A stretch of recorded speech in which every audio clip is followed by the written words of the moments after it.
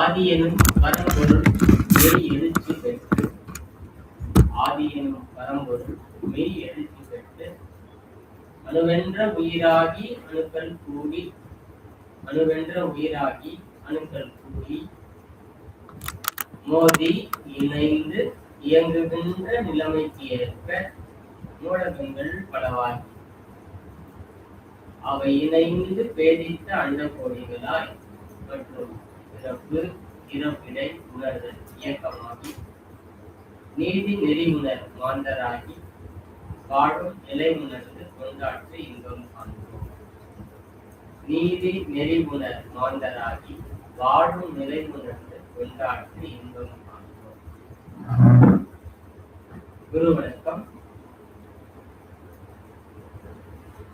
தந்தை தாய் ஈருயிரும் ஒன்று சேர்ந்து தழைத்ததொரு உடலாகி உலகில் வந்தோம்.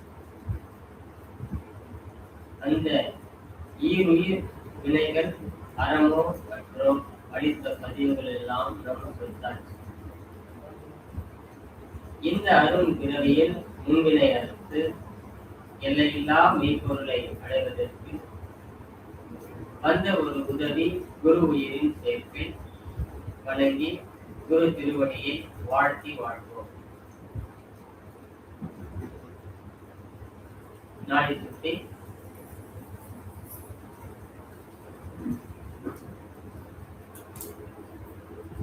மனம் மூச்சு காற்றோடு பயணிக்கட்டும்.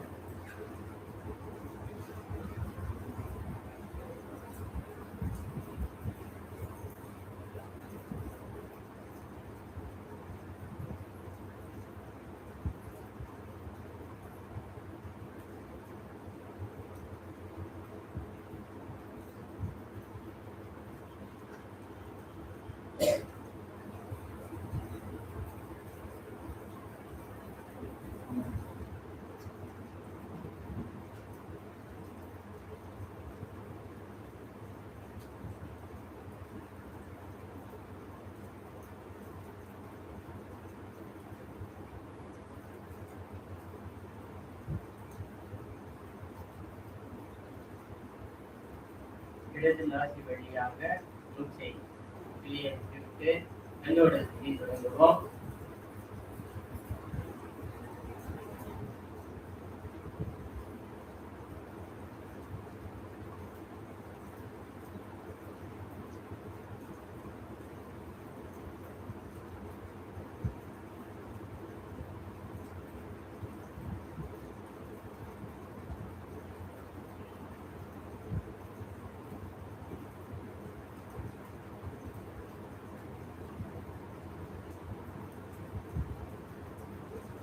வாழ்க வளமுடன்.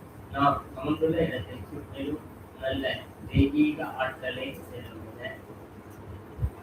நாம் அமர்ந்துள்ள இடத்தை சுற்றிலும் நல்ல தெய்வீக ஆற்றலை செலுத்துக. நாம் அமர்ந்துள்ள இடத்தை சுற்றிலும் நல்ல தெய்வீக ஆற்றலை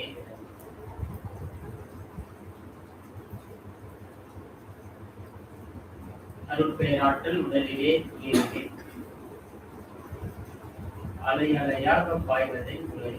அருட்பெயராற்றல் உடலிலே நீரிலே அலை அலையாக பாய்வதை உணர். அருட்பெயராற்றல் உடலிலே நீரிலே அலை அலையாக பாய்வதை உணர். அருட்பெயராற்றல் இரவும் பகலும் எல்லா நேரங்களிலும் எல்லா இடங்களிலும் எல்லா தொழில்களிலும் உறுதுணையாகவும் பாதுகாப்பாகவும் வழிநடத்தியாகவும் அமையுமாக.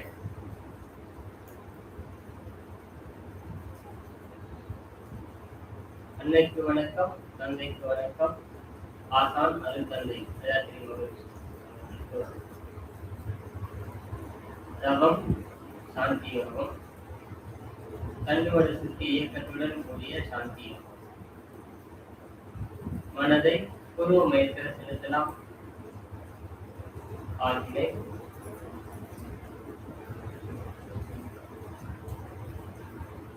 மூச்சு காற்றை உள்ளே இழுக்கும் பொழுதும் மூச்சை வெளியே விடும் பொழுதும் குருவு மையத்தின் வழியாக மூச்சு காற்று உள்ளே செல்வதாகவும் அதே குருவு மையத்தின் வழியாக மூச்சு காற்று வெளியே வருவதாகவும் பாவனை செய்து மனதை ஒருநிலைப்படுத்தவும்.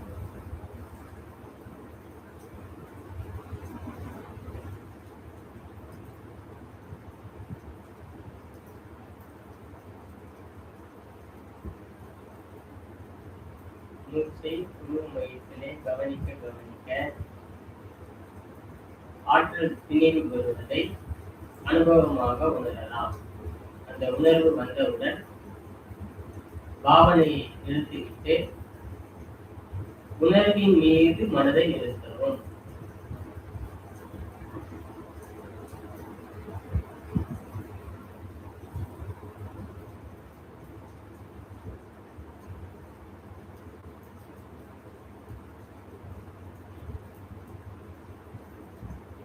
நான்கு புலன் உணர்வுகள் அடங்கி ஓர் உணர்வாக நிற்கும் ஆகினை உணர்வு. அந்த உணர்வையே கவனிக்க அருள்நிலை ஆசான் அருள்தந்தை வேதாத்ரி மகரிஷி அவர்களுடைய திருவிரலால் அந்த பகுதியில அவர் தொட்டு ஆற்றலை பெருக்கட்டும்.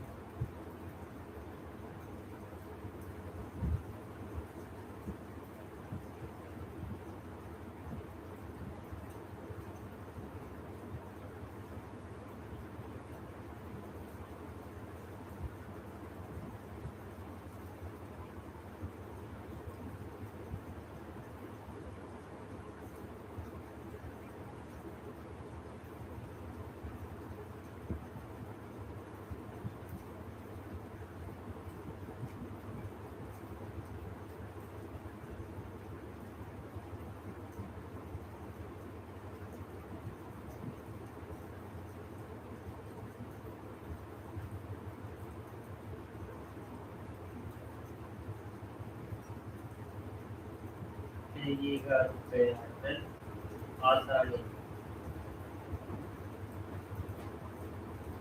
பூவிரல் பின் அதிகரித்துக் கொண்டே அப்படியே குரு மையத்தில் உள்ள அந்த உணர்வை சக்தியை அப்படியே உள்முகமாக எடுத்து மூளைக்கு கீழ்ப்புறத்துல முதுகு தண்டுல மோதி முடிவை டச் பண்ணிட்டு அப்படியே முதுகு தண்டோட பாதை வழியாக மூலாதாரத்துக்கு மனசாக அப்படியே நகர்த்துங்க. அந்த ஆற்றில் மூலாதாரத்தை போய் மெதுவாக நிலைநிறுத்தணும். மூலாதாரத்திலிருந்து மூச்சு, பாவனை, இந்த உயிர் சக்தி, அசை எல்லாத்தையும் ஒரு சேர செய்யணும். அதே மூலாதாரத்திலிருந்து மூச்சு இழுத்துக்கிட்டே முதுகு தண்டுவட பாதை வழியாக குரு மையத்துக்கு வாங்க. மூச்சு இழுத்துக்கிட்டே குரு மையத்திலிருந்து மூலாதாரத்துக்கு போங்க. முதுகு தண்டுவட பாதை வழியாக மூலாதாரத்திலிருந்து மூச்சை இழுத்துக் கொண்டே ஆகிறேன். அந்த சக்தி அப்படியே மேலும் கீழே ஏற்படும். ஆகியிலிருந்து மூச்சை விட்டுக் கொண்டே மூலாதாரம், மூலாதாரத்திலிருந்து மூச்சை எடுத்துக் கொண்டே ஆகிரை, ஆகிரையிலிருந்து மூச்சை விட்டுக் கொண்டே மூலாதாரம், மூலாதாரத்திலிருந்து மூச்சை எடுத்துக் கொண்டே ஆகிரை, ஆகிரையிலிருந்து மூச்சை விட்டுக் கொண்டே மூலாதாரம் தன்வட பாதை வழியாக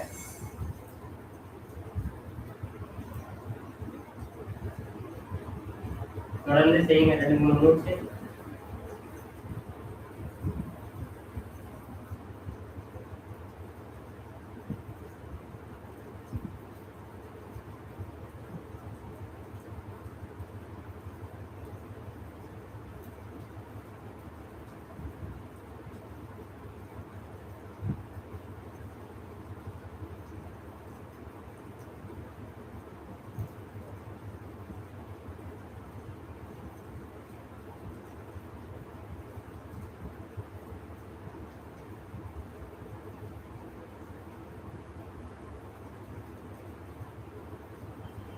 மூலாதாரத்திலிருந்து மூச்சை இழுத்துக் கொண்டே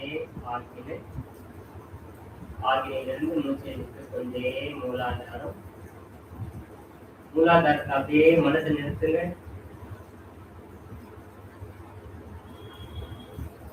ஆசன வாயிலிருந்து 2 அங்குலம் மேல, கருவாய் என்று சொல்லக்கூடிய பிறப்புறுப்பிலிருந்து 2 அங்குலம் கீழ், உள்புறமாக அப்படியே மெதுவா மனம் ஒன்றி அஸ்வினி முத்திரையை மெதுவா செய்துமையானால் இப்ப கூறிய இடத்துல, அதாவது கருவாய் எருவாய்க்கு இடையில உள்புறத்துல மூலாதாரம் அசைவதை அனுபவமாக உணரலாம். நிதானமாக அஸ்வினி முத்திரை செய்ய மூலாதாரத்தின் அசைவு அனுபவ ரீதியாக புறப்படும். அந்த அசைவு உணர்வு பிடிபட்டுள்ள அந்த அசைவு மேலேயே மனசு நிறுத்தும் உள்புறத்துல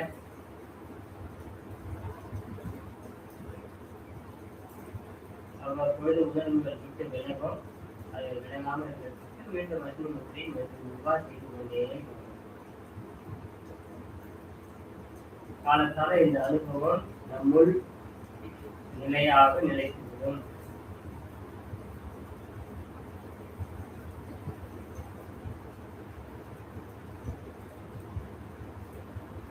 பேராற்றல் மூலாதாரத்திலே பெற்றுக் கொண்டிருக்கிறது. அதே கவனிங்க. அருள்நிறை ஆசானின் திருவிழால் மூலாதார பகுதியில தொட்டு ஆற்றலை அதிகரிக்க செய்யட்டும். அப்படியே குருனுடைய விரல் அங்கு தொட்டு நமக்கு சுழற்றி ஆற்றலை அதிகரிக்கிறத கவனிங்க.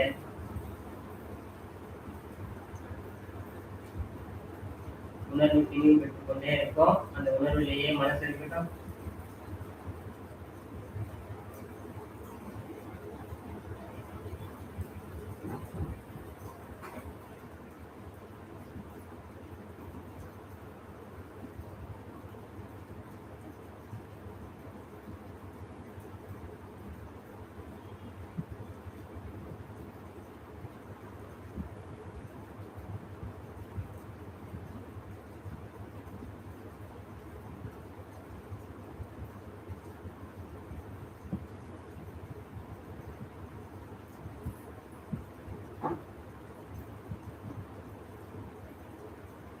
வாழ்க வளம்.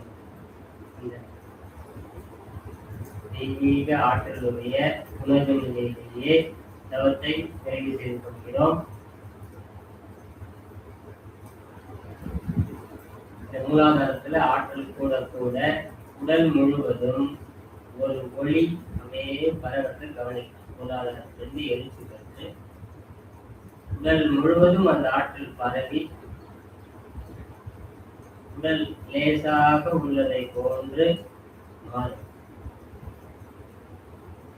உணர்வே உடலாக உள்ள நிலை,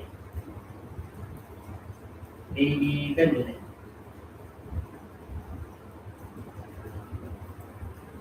இந்த தெய்வீக உணர்வுள்ள சங்கல்பம் அருட்பேராற்றல் கருணையினால் உடல் நலம், மேலாயுள், நிறை செல்வம், உயர்ப்புகள், மெய்ஞானம் ஓங்கி வாழ்வோம். அருட்பேராற்றல் கருணையினால் உடல் நலம், மேலாயுள், நிறை செல்வம், உயர்ப்புகள், மெய்ஞானம் ஓங்கி வாழ்வோம்.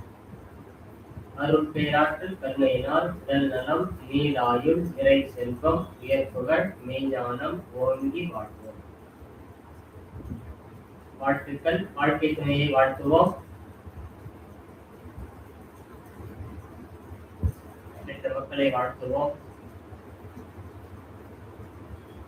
பிறந்தவர்களை வாழ்த்துவோம். நெருங்கிய உறவினர்களையும் நண்பர்களையும் வாழ்த்துவோம். தொழில்துறையிலே தினசரி கடமைகளிலே நம்மோடு தொடர்புடையவர்களையும் வாழ்த்துவோம். இன்னல் புரிவோர் எதிரிகளாக நினைப்போர் எவரேனும் இருந்தால் அவர்களும் மனம் திரும்பி நல்வாழ்வு பெற கண்மையோடு வாழ்த்துகிறோம்.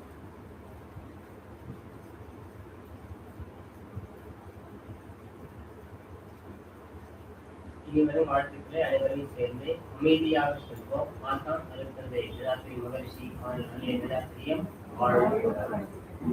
உலக சமுதாய சேவா சங்கம் ஆழியாளர் திருக்கோயில் உமையாள்படை மனோநலத்துறை மன்ற அறக்கட்டளை அதோடு இணைந்துள்ள தவமயங்கள் அனைத்தும் இந்த நாள் பயிற்சியிலே சிந்தனையை கலந்து கொண்டுள்ள இருவாழ் மையங்களும் அவர்கள் மன்ற குடும்பமும் வாழ்க வையகம் வாழ்க வையகம் வாழ்க வையகம் தேர்ந்தெடுக்கப்படுமாறு நான் எனது வாழ்நாளில் யாருடைய உடலுக்கும் மனதுக்கும் சமாதானமாக துன்பப்படுவதற்கு என்னால் முடிந்த உதவிகளை செய்வேன். நான் எனது வாழ்நாளில் யாருடைய உடலுக்கும் மனதுக்கும் சமாதானமாக துன்பப்படுவதற்கு என்னால் முடிந்த உதவிகளை செய்வேன். நான் எனது வாழ்நாளில் யாருடைய உடலுக்கும் மனதுக்கும் சமாதானமாக துன்பப்படுவதற்கு என்னால் முடிந்த உதவிகளை செய்வேன். வாழ்க வையகம் வாழ்க வையகம் வாழ்க உலகளவிற்கு உலகிலுள்ள பொறுப்புடைய தலைவரெல்லாம் இன்னறிவை உலகவாழ் பெற உலக அனைத்து நாடுகளின் நிலை காக்க ஓர் உலக கூட்டாட்சி வலுவாய் வேண்டும். உலகில் ஓர் வகை அச்சமின்றி மக்கள் காத்து வாழ வேண்டும். உலகெங்கும் மனிதர்கள் வாழ்க வையகம் வாழ்க வையகம் வாழ்க. மழை வாழ்த்து சொல்லிருக்கிறோம். உணர்ந்து நமக்கு அந்த பாடல என்ன சொல்லி இருக்குதோ நம்மை சுற்றி நிகழக்கூடிய அந்த பாவனையோடு சொல்லணும்.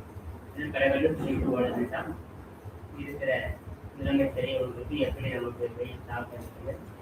அதனால உணர்ந்து சொல்லலாம். மழை வாழ்த்து. ஏரி குளம் கிணறு ஆறு எல்லாம் நிரம்பி வழிய மாறி அளவாய் பொழிக மக்கள் வளமாய் வாழ்க. ஏரி குளம் கிணறு ஆறு எல்லாம் நிரம்பி வழிய மாறி அளவாய் பொழிக மக்கள் வளமாய் வாழ்க. ஏரி குளம் கிணறு ஆறு எல்லாம் நிரம்பி வழிய மாறி அளவாய் பொழிக மக்கள் வளமாய் வாழ்க. வாழ்க வையகம் வாழ்க வையகம் வாழ்க. நம் மனதில் அமைதி நிலவட்டம். நம்மை சுற்றிலும் அமைதி நிலவட்டம். உலகம் முழுவதும் அமைதி நிலவட்டம். அமைதி அமைதி அமைதி.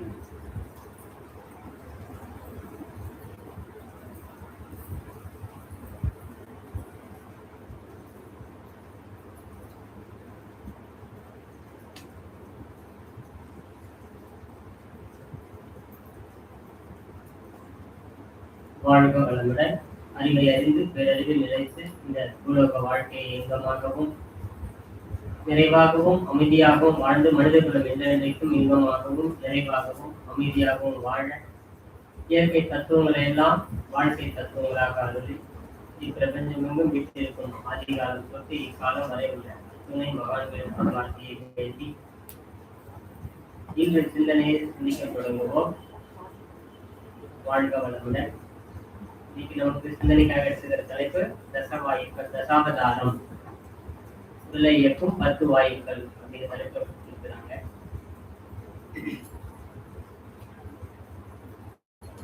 நம்ம உலகத்துல நிறைய தத்துவங்கள், அறிவுரைகள், விளக்க ஞானங்கள் இதெல்லாம் ஏன் பெறுகிறோம் அப்படிங்கிறது முதல்ல தெரிஞ்சுக்கிட்டு அப்புறம் சிந்தனைக்கு போலாம்.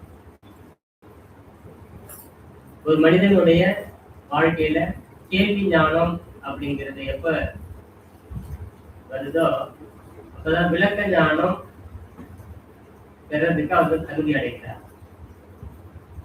விளக்க ஞானம் எதற்காக அப்படின்னா அனுபவ ஞானம் பெறுவது. அனுபவ ஞானம் பெறுவது. நம்ம நிறைய அறிவுகளை பெறுவதற்கு என்ன என்ன முனைப்போடு வருகிறோம் அப்படின்னு நம்ம சிந்திச்சு பார்த்தோம்னா மற்றவங்களுக்கு கிளாஸ் எடுக்கிறதுக்கு இல்லை. முதல்ல ஞாபகம் வச்சுக்கோங்க. நிறைய நாலேஜ் எதுக்கு வளர்த்துக்கிறோம் அப்படின்னா மற்றவங்களுக்கு பாடம் நடத்துறதுக்கு. அப்படிதான் பல பேர் இருக்கிறாங்க. அது கிடையாது. சரிங்களா?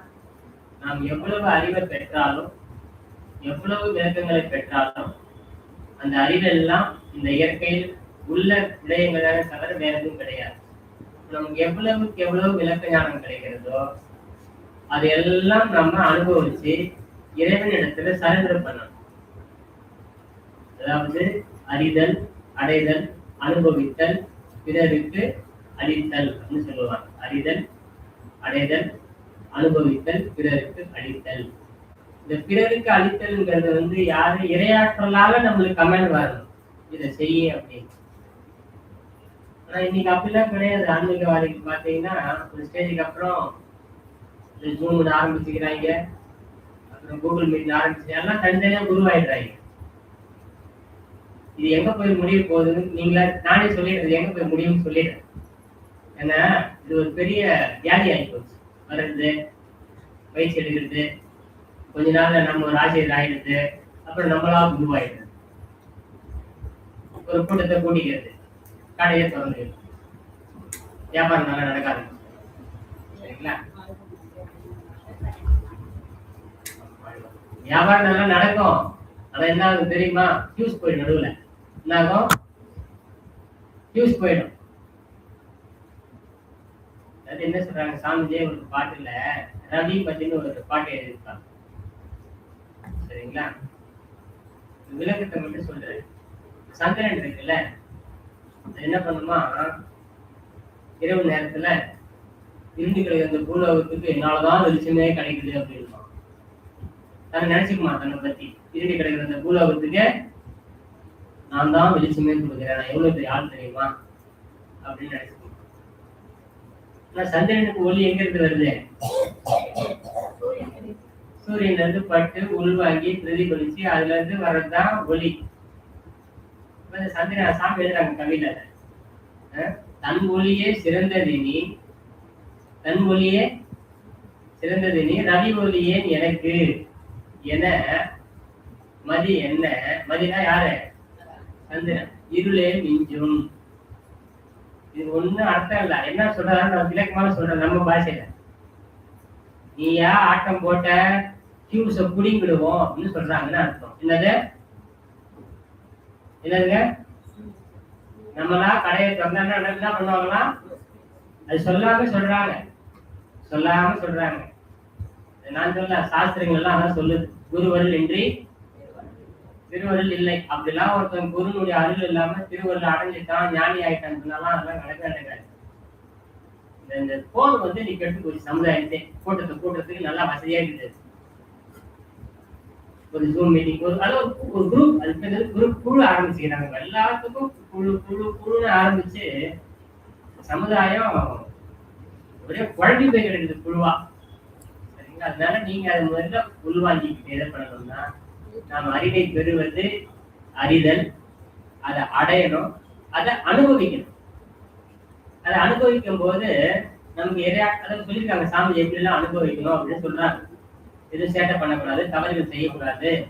இரையாட்டுல நம்ம கிட்ட நெருங்க சில அதீத சக்திகள் நமக்குள்ளாக இயங்க ஆரம்பிக்கும். அதுவும் பிரபஞ்ச நியதியே. அப்படி இயற்கை சக்தி நமக்குள்ளாக இயங்கும் பொழுது அது என்ன பண்ணா, அடக்கி ஆள கத்துக்கணும். ஆரம்ப கட்டங்கள்ல எல்லா ஆன்மாவுக்குமே அது இயல்பாகவே அது இயற்கை நியதி, அது நமக்குள்ளாக அந்த இயற்கை சக்தி இயங்க ஆரம்பிச்சு. அதனால சில பிரம்மாண்டங்கள் உடம்புக்குள்ள நிகழ ஆரம்பிக்கும், நம்மளை சுற்றி நிகழ ஆரம்பிக்கும். கவர்ச்சி, ஈர்ப்பு எல்லாம் காந்தம் தானே, எல்லாம் காந்தம் தானே. இந்த ஈர்ப்பு சாமி கவர்ச்சின்னுவாங்க. கவர்ச்சி, தள்ளுதல், ரைட்டா? இது ரெண்டும் காந்தத்தின் இயல்பு. காந்த சக்தி நல்ல மாதிரியா உள்ள பெருக மக்கள் பற்று அதிக மீன்ஸ் ஈர்க்க ஆரம்பிக்கும், அவங்க கிட்ட இழுக்க ஆரம்பிக்கும். அதை வச்சு நம்ம கடையை போட்ட கூடாது. நம்ம குருவாயிட்டோம்பா, அதெல்லாம் நம்ம சொல்றது கேட்கறாங்க அப்படின்னு போயிடக்கூடாது. அப்புறம் அப்படியே போச்சு, அப்படியே டக்குன்னு ஒரு நாள் எல்லாம் ஆஃப் ஆகி போயிடும். என்ன மீன்ஸ் ரிவ்யூஸ் பிடிக்கிட்டு இருப்பாங்க. சரிங்களா? ஒன்னும் என்ன பண்ணா ஒன்றும் பண்ண கூடாது. அதனால இதை நீங்க முதல்ல உள்வாங்கிக்கணும். நம்ம விளக்க ஞானம் பெறுவது எதற்கு? இறைவனிடத்துல அதை சரணடைய வைக்கணும். நீங்க கரெக்டா இப்ப ஒண்ணு உங்ககிட்ட நான் ஒரு பக்கத்து கிட்ட 2 பேர் இருக்குன்னு வச்சுக்கலாம், ஒரே க்ளோஸ் ஃப்ரெண்டு 2 பேரும். உங்ககிட்ட சாவியை கொடுத்துட்டு போறாங்க பக்கத்து வீட்டுக்காரர். ஈபிக்காரங்க வந்தாங்கன்னா அந்த உள்ள கார்டு வச்சுக்கிறேன் எடுத்து கொடுங்க அப்படின்னு சொல்லிட்டு உங்ககிட்ட சாவி கொடுத்துட்டு போறாங்க. நாம என்ன பண்ணோம்? சாவி வச்சுக்கிட்டேன் ஈபி கார்டை மட்டும் எடுத்து கொடுத்து என்ட்ரி வாங்கி வைக்கணும். வீட்டுக்குள்ள நுழைஞ்சு எதுவும் அதையும் கலைக்காம அசைக்காம இருக்கிறதெல்லாம் அப்படியே வச்சுட்டு உள்ள கதெல்லாம் உயிர் விடக்கூடாது. ஒரு படத்துல பாத்தீங்கன்னா ஏதோ வீடு மாதிரி சோறா இருக்கும், பூந்துக்கு இந்த பக்கம் பார்த்தா வெறும் வெட்ட வெளியா இருக்கும். ஒரு படத்தை பார்த்துட்டீங்களா? அப்படிதான் நடக்கும். இந்த பக்கம் பார்த்தா பெரிய வீடு மாதிரி தெரியும், வீட்டுக்குள்ள நுழைஞ்ச மாதிரி இருக்கும், வெளியே பார்த்தா வெறும் காடு கரப்பா இருக்கும். என்னடா இப்படி ஏமாத்திட்டீங்க அப்படின்னு. இதுக்கு பேர் என்ன? ஒரு பொறுப்பு நம்ம கிட்ட கொடுத்துருக்குறாங்க, அந்த பொறுப்புக்கு அகைன்ஸ்டா நடந்திருக்கிறோம். அதுக்கு பேர் என்ன? துரோகம் தானே? துரோகமா இல்லையா? நம்மளை நம்பி ஒரு சாவி கொடுத்துட்டு போறாங்க, அந்த வீட்டுல பண்ணி வச்சிருங்க, நம்ம வந்துடும் 3 நாள்ல.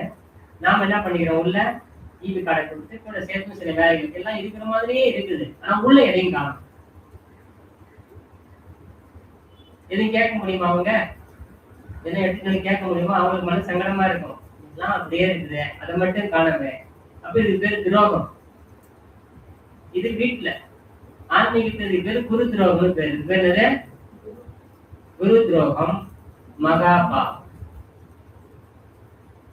பண்ணவர்களையும் விளங்க விடாது, அந்த வம்சத்தையும் விளங்க விடாது. நான் சொல்லல, அகத்தியர் சொல்றாரு. நீங்க நான் உங்ககிட்ட நினைச்சுக்க பாருங்க. அகத்தியர் சொல்றாரு, குரு துரோகம் பண்றவங்களுக்கு எல்லாம் சரியான ஞான குரு கிடைச்சு, ஞான உபதேசம் கிடைத்து, அந்த ஞான உபதேசத்தையும் ஞான குருவையும் எவர் ஒரு ஆட்சியம் செய்கிறாரோ அவர் மீண்டும் பிறவி கணக்கு சொல்வார். இத்தனை பிறவிகள் எடுத்து போலி அஞ்ஞானத்தையும் போலி குருமார்களையும் அடைந்து பைத்தியமாயி பிரித்து பிடிச்சி செத்து நம்ம பாஷையில் நொந்து நூடுல்ஸ் ஆகி அதுக்கப்புறம் உண்மை ஞானம் கிடைக்குமா? அதான் அதுக்கான சாப விமோசனம் சொல்ற. நாம அந்த நிலைக்கு ஆளாயிடக்கூடாது. அதனால ஏன் இவ்வளவு பெரிய விளக்கம்னா, இந்த தசவாயுக்கள் அப்படிங்கிறது ஒரு அடிஷனல் நாலேஜ். சரிங்களா? நமக்கு உயிர், காந்தம், வித்து இம்மூன்றில் அடங்கியுள்ள ரகசியங்கள் விளங்கி வாழ்ந்தால் உலகிற்கென்றும் தெளிவான அருள்வழியாய் விளங்கும் ஆன்மா அப்படின்னு சாமி சொல்றாரு. எந்த 3 ரகசியம்? மாயம் எனும் காந்தம், உயிர், வித்து. மாயம் எனும் காந்தம், உயிர், வித்து இம்மூன்றில் மறைந்துள்ள ரகசியங்கள் விளங்கி வாழ்ந்தால். இந்த 3 ரகசியத்தை நம்ம தெரிஞ்சுக்கிறோம். சாமி முடிஞ்ச வரைக்கும் அது இருக்கக்கூடிய விளக்கங்களை கொடுத்திருப்பாங்க. நமக்கு என்ன தேவையோ இந்த சமுதாயத்துல பொதுவா ஒரு பாடத்திட்டம் கொடுக்குறாங்க. அந்த பொது பாடத்திட்டத்திற்கு என்ன வேண்டுமோ அது நமக்கு விளக்கி கொடுத்திருக்காங்க. சரிங்களா? இந்த உயிர் எங்க இருந்து வந்திருக்குது? பஞ்சபூதத்துல எதனுடைய பரிணாமம்? உயிர் விண்ணுடைய அம்சம். விண்ணு எங்க இருந்து வந்திருக்குது? விண்ணு எதனுடைய பரிணாமம்? இறைத்துகளுடைய புத்து இயக்கம். இறைத்துகள் எங்க இருந்து வந்திருக்குது? சித்தவில் இருந்து வந்திருக்குது. அப்ப விண்ணு எங்க இருந்தா வந்திருக்குது? அப்ப இந்த உயிர் இறைவனுடைய இருந்து வந்திருக்கிறது. சரிங்களா? இந்த உயிர் நம்ம கிட்ட வந்தாச்சு. இந்த உயிர் படர்ந்து விரிந்த நிலையில் மனமாகவும் அடங்கி ஒடுங்கும் பொழுது அதுவே பரமாகவும் பரிணமிக்கிறது. பறந்து விரிந்தா அதுக்கு பேர் என்ன? மனசு. அடங்கி ஒடுங்கினா அதுக்கு பேரு பரம், இறைவன். ரைட்டா? அப்ப இறைவனுடைய விரிந்த நிலை மனம், ஒடுங்கிய நிலை உயிரினுடைய விரிந்த நிலை மனம், ஒடுங்கிய நிலை இறைவன். ரைட்டா? உயிர் இல்லாம இந்த உடம்புக்குள்ளாக தியானம் பண்ண முடியுமா? அந்த உயிர் ஒன்றை வச்சுட்டு தான் எல்லாத்தையும் செய்யும். அந்த உயிர் இயங்குவதற்கு ஒரு வாகனம் தேவை. அந்த வாகனத்துக்கு பேர் என்ன வச்சிருக்கிறோம்? உடல். இந்த உடல் சர்வசாதாரணமா வந்துடல. பல மில்லியன் ட்ரில்லியன் ஆண்டுகளாக யாரால உருவாக்கப்பட்டது இந்த வாகனம் அப்படின்னா, இறைவனால பார்த்து பார்த்து பார்த்து பொத்தி பொத்தி பொத்தி செய்யப்பட்ட ஒரு சூப்பர் கம்ப்யூட்டர் தான் மனித சரீரம். யாருடைய மேனுஃபேக்சரிங்? இறைவனுடைய மேனுஃபேக்சரிங். கொஞ்சம் கூட பொறுப்பு இல்லாம வாழ்ந்துகிட்டு இருக்குது மனித இனம். உடம்ப இவங்க பாத்துக்கிறாங்களா? உடம்பு யாரு பாத்துக்கிறாங்களா? நம்ம சொல்றோமே உடம்பு நல்லாதான் பாத்துக்கிறேன். அப்புறம் சிறுபா சில பேர் சொல்ல மாதிரி சிறுபா இருக்கு, உடம்பு நீ பாத்துக்கிறியா? இவ்வளவு பெரிய ஆளாயிக்குமா? நம்ம இந்த உடலை உருவாக்குனது இறைவன். ரைட்டா? இந்த உடம்பு ஒரு மிஷின் இருக்கு, ஒரு பைக் இருக்கு. அந்த பைக்கினுடைய கம்பெனிக்காரங்க இருக்காங்கல்ல, அவங்களுக்கு தான் தெரியும் அதுக்கு எவ்வளவு ஆங்கிள், அதுக்கு இந்த கார்பரேட்டர் செட் பண்ணணும், எவ்வளவு ஆங்கிள் பாடி இருக்கணும், எவ்வளவு ஆங்கிள் வீல் டயர் இருக்கணும், அதுக்கு செயின் எப்படி இருக்கணும், பெட்ரோல் வரக்கூடிய டியூப் எப்படி இருக்கணும், டேங்க் இருக்கணும், அவங்க தான் டிசைன் பண்றாங்க. இப்ப நம்ம வண்டி வாங்கி ஓட்டுறோம் காசு கொடுத்து. இந்த வண்டியில ஏதாச்சும் ஸ்பேர் பார்ட்ஸ் போயிடுச்சு, என்ன பண்ணுவோம்? அடுத்தது எங்க வாங்குவோம்? தயாரிக்கிறவங்க தான் வாங்கி ஆகணும் இல்லையா? டூப்ளிகேட்டோ ஒரிஜினலோ, கம்பெனி ப்ராடக்டோ இல்ல ஐஎஸ்ஐ முத்திரை இல்லாத ப்ராடக்டோ எங்க வாங்கணும்னா மேனுஃபேக்சரிங் பண்றவங்க தான் வாங்கணும். இந்த பாடி மேனுஃபேக்சரிங் பண்ணது யாரு? இரையாற்றல். அப்ப இந்த உடம்பை சரி செய்ய வேண்டிய அறிவை யாருக்கிட்ட வாங்கணும்? இறைவன்கிட்ட தான் வாங்கணும்.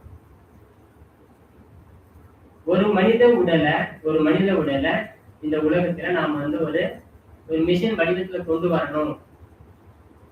எப்படி? ஒரு மிஷின். இப்ப என்னுடைய உடல ஒரு மிஷினா மாத்தணும். அது எதுக்குன்னா, நான் வாயில சாப்பாடு போட்டு அது ஜீரணமாகி 7 தாதுவா மாதிரி கழிவுகளா வெளியேறி 7வது தாதுவாய் ஜீவகாந்தமாகி இந்த உடம்புக்கு பாயுது இல்ல, உடம்பை இயக்குது இல்ல, இவ்வளவு ப்ராசஸையும் கொண்டு வந்து ரிசல்ட் எடுக்கிறதுக்கு ஒரு பாடியா ஒரு மிஷினா உருவாக்கணும். என் உடம்பு என்ன பண்ணுதோ அது ஒரு மிஷின்ல கொண்டு வரணும். அது ரொம்ப ஈஸி ஆயிடுச்சுன்னு வச்சுக்கோங்களேன். யாருக்கும் எந்த கவலையும் கிடையாது. அந்த மாதிரி ஃபேக்டரி உருவாக்கிட்டோம்னா நம்ம யாருக்கும் எந்த கஷ்டமும் கிடையாது. உலகத்துக்கிற காய்கறி பூரா அங்க வாங்கி வச்சுக்கிட்டு ஒன்றா வெங்காயம், தக்காளி, கேரட், பீன்ஸ், பீட்ரூட் எல்லாத்தையும் போட்டா கேல்சியத்துக்குள்ளா வாரு. யாராவது கேல்சியம் குறைபாடோ இந்த கிளாஸ் ஊற்றி குடிக்க விடு. ரைட்டா? யாருக்கு ஹீமோகுளோபின் குறைபாடோ, ரத்த குறைபாடோ எல்லாத்துக்கும் ஒரு கிளாஸ் ரத்தத்தை குடிச்சு ஊறுது. கரெக்டா? விந்து சக்தி குறைவு, முட்டை வளரல, குழந்தை குறைக்கல, இந்தா நீ கொஞ்சம் விந்த குடி, கொஞ்சம் நாளத்தை குடி. கோழி முட்டை ஆம்லெட் போடுறதுக்கு பேர பேசாம இந்த கருப்பு பை முட்டையை ஆம்லெட் போட்டு குடிச்சுட்டு போயிடலாம் இல்லையா? இப்படிலாம் பண்ண முடியுமா? மனுஷன் ஆராய்ச்சி பண்ணிட்டு இருக்கிறாங்க மனிதர்கள். இது போல மிஷினா கொண்டு வரணும்னா 5 சதுர கிலோமீட்டர் நிலம் வேணுமா ஒரு மனுஷன் உடம்பு மிஷினா இருக்குது. எவ்வளவு இடம்? 5 சதுர கிலோமீட்டர். 5 சதுர கிலோமீட்டர் தெரியும்ல உங்களுக்கு? இப்படி 5 கிலோமீட்டர், இப்படி 5 கிலோமீட்டர் ஸ்கொயரா இருக்குது இடம்.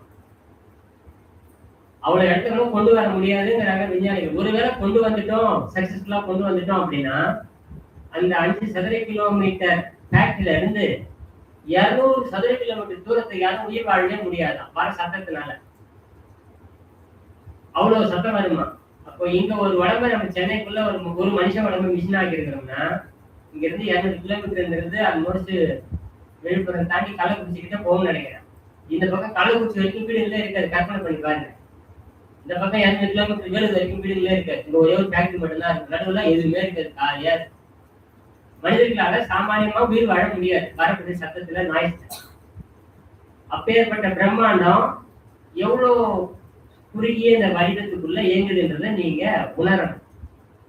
ஓ, இதுதான் நம்ம சரீரமா, இவ்வளவு பெரிய அற்புதம் உடம்பா அப்படிங்கிறது முதல்ல நம்ம ஒவ்வொரு ஆன்மாவும் அதை அன்போட உணரணும். இந்த அன்பும் புரிதலும் இல்லை அப்படின்னா உடம்பு எப்படி இருக்குன்னா எப்படி மெயின்டைன் பண்ணுவோம் நம்ம அப்படின்னா கார்பரேஷன் கொண்டு தள்ளி மாதிரி மெயின்டைன் பண்ணுவோம்.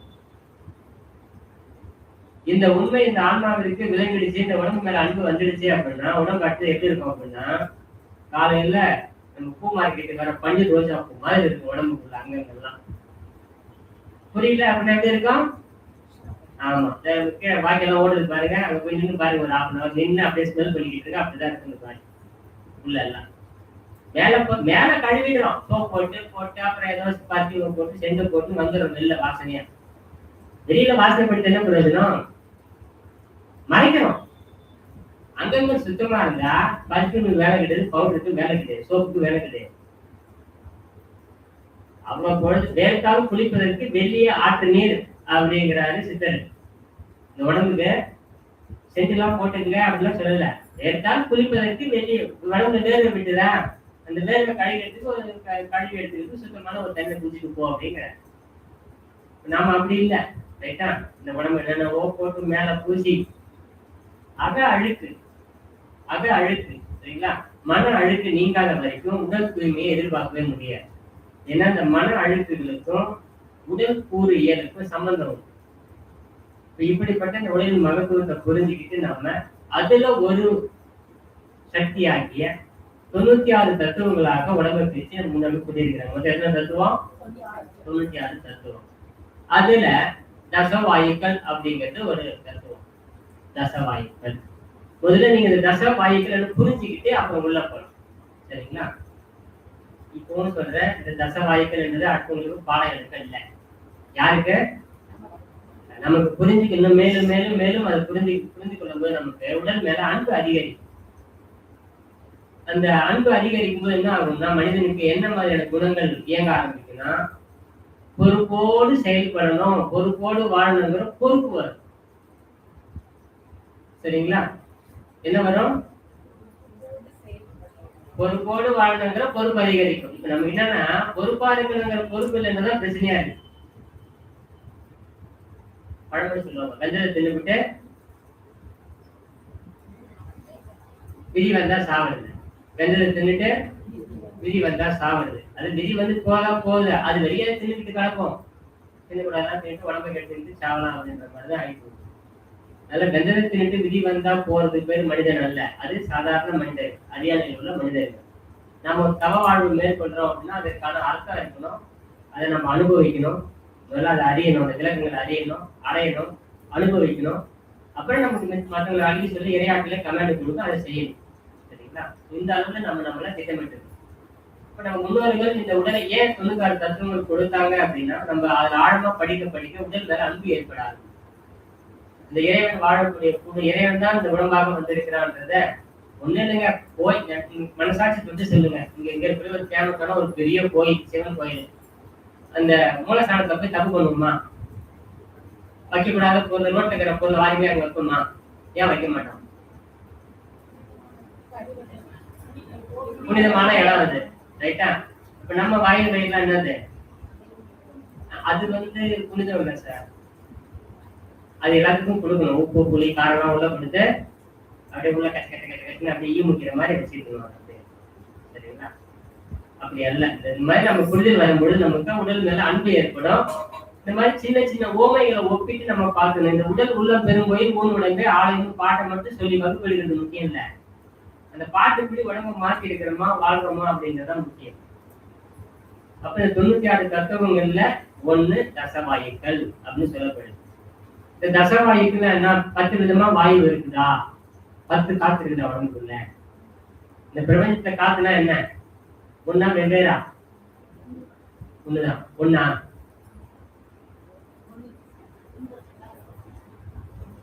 காற்று ஒன்னா ஒன்றுக்கு மேலையா? அப்புறம் carbon, oxygen, carbon di oxide, nitrogen, அப்போ ஹைட்ரஜன். அது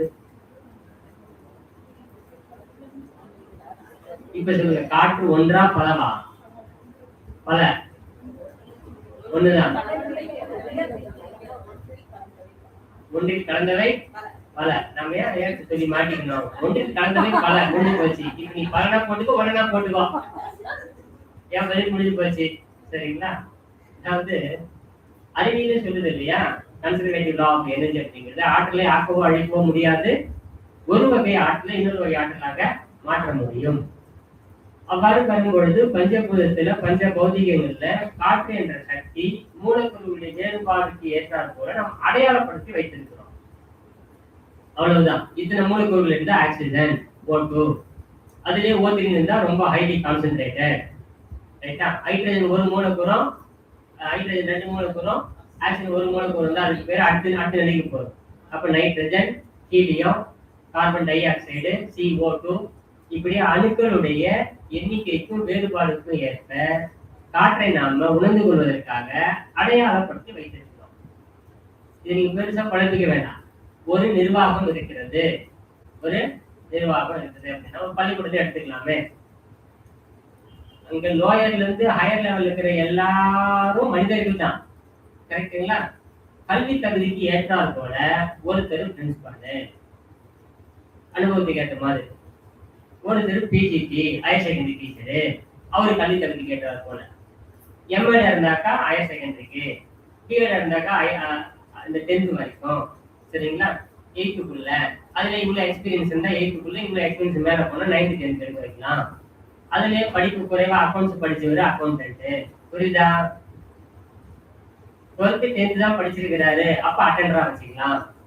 எல்லாரும் மனுஷங்க தானே, எல்லாரும் மனிதர்கள் தானே. அது போல எல்லாமே காற்றுங்கிறது ஒண்ணுதான். இந்த மூலக்கூறுடைய வேறுபாடுகளுக்கு ஏற்ப அடையாளப்படுத்தி வச்சிருக்கோம் அட்டெண்டர். 8th வரைக்கும் middle school teacher, high school teacher, higher secondary teacher, principal, சரிங்களா? இப்படி நம்ம அடையாளப்படுத்தி வச்சிருக்கோம். அவ்வாறு உள்ள இந்த பல்வேறு விதமான பெயர்களை கொண்டு அழைத்தாலும் காற்று என்பது ஒண்ணுதான். அதுபோல நம்ம உடம்புலையும் காற்றுங்கிறது ஒரு சக்தி இருக்குது. காற்று என்ன பண்ணுது அப்படின்னா, தானே ஒரு விதமான ஆற்றல கொஞ்சம் எக்ஸ்ட்ரா ஆட் பண்ணி பிரிஞ்சு என்ன பண்ணுது, இது வரைக்கும் நான் மெயின்டைன் பண்றேன், இந்த பகுதி வரைக்கும் இந்த மெயின்டைன் பண்றதுக்கு தனித்தனியா பேரு வைக்கணும். இந்த உடலினுடைய அங்கங்களை பாதத்துல இருந்து தலை உச்சி வரைக்கும் பகுதியா பிரிச்சு பல்வேறு செயல்பாடுகள் நடக்குது இல்லைங்களா? இப்போ ஆபீஸ் ரூம்ல இருக்கக்கூடிய, சரிங்களா, ஆபீஸ் பேரர்ஸும் டீச்சருடைய வேலையும் ஒரே மாதிரி இருக்கு. ஜாப் நேச்சர் கரெக்டா?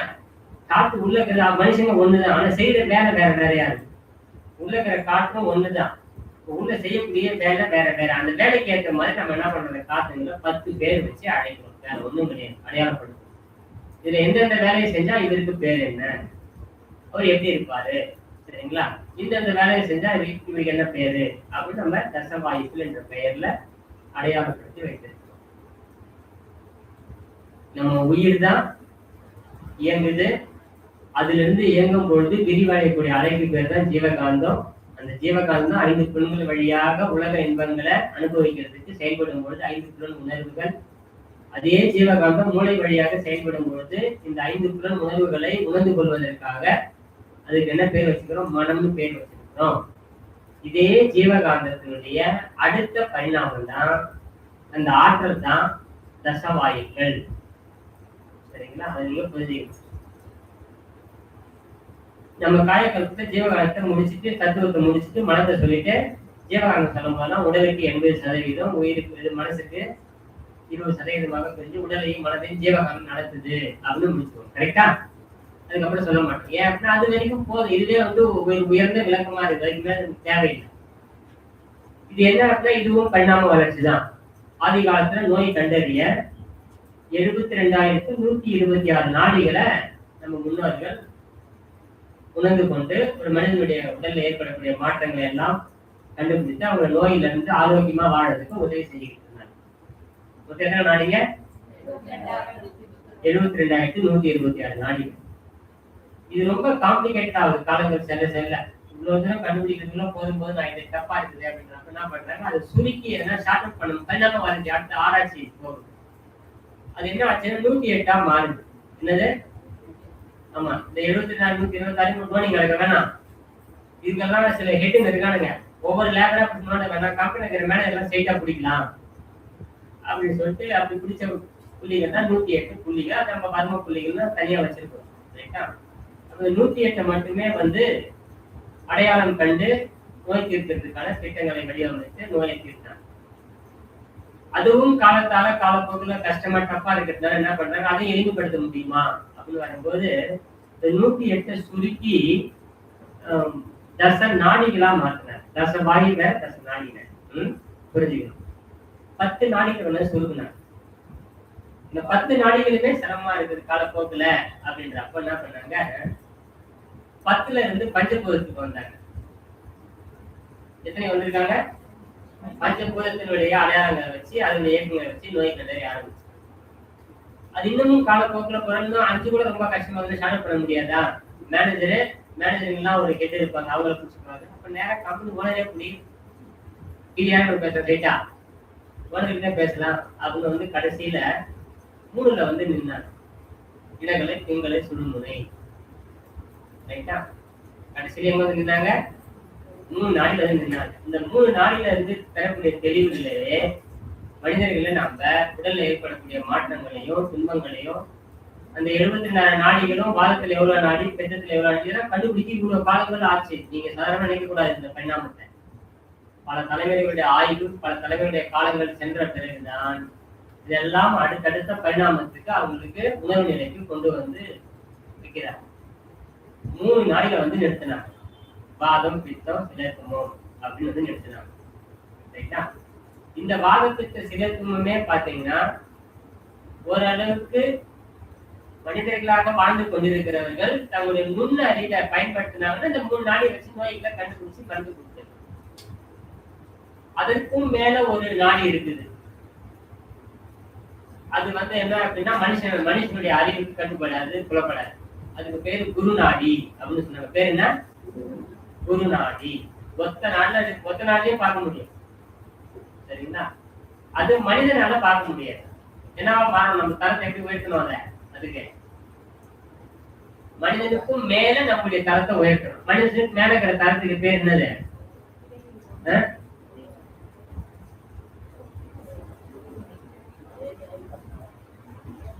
மனிதனுக்கு மேல உள்ள தரம் என்னது? ஸ்ட்ரெயிட்டா மேலதான் போறீங்களா? குருக்குலம் கிடையாது, மாமனிதன் அப்புறம் தெய்வீக மனிதன். சரிங்களா? ஒரு மாமனித நிலைக்கு வந்துட்டீங்க அப்படின்னாக்கா அந்த குருநாடிய நம்மளால உணர முடியும். மனுஷன் வரைக்கும் உணர முடியாது. இது தேவ ரகசியம்னு சொல்லுது வேதங்கள். என்னது? தேவ ரகசியம். அதாவது ஒரு குறிப்பிட்ட அளவுக்கு மேல மனித அறிவால புரிந்து கொள்ள முடியாது. அதை நீ புரிஞ்சுக்கணும் அப்படின்னா நீ தேவனாக மாற வேண்டும். சாஸ்திரங்கள் வேதங்கள் அப்படிதான் சொல்ல முடியுது.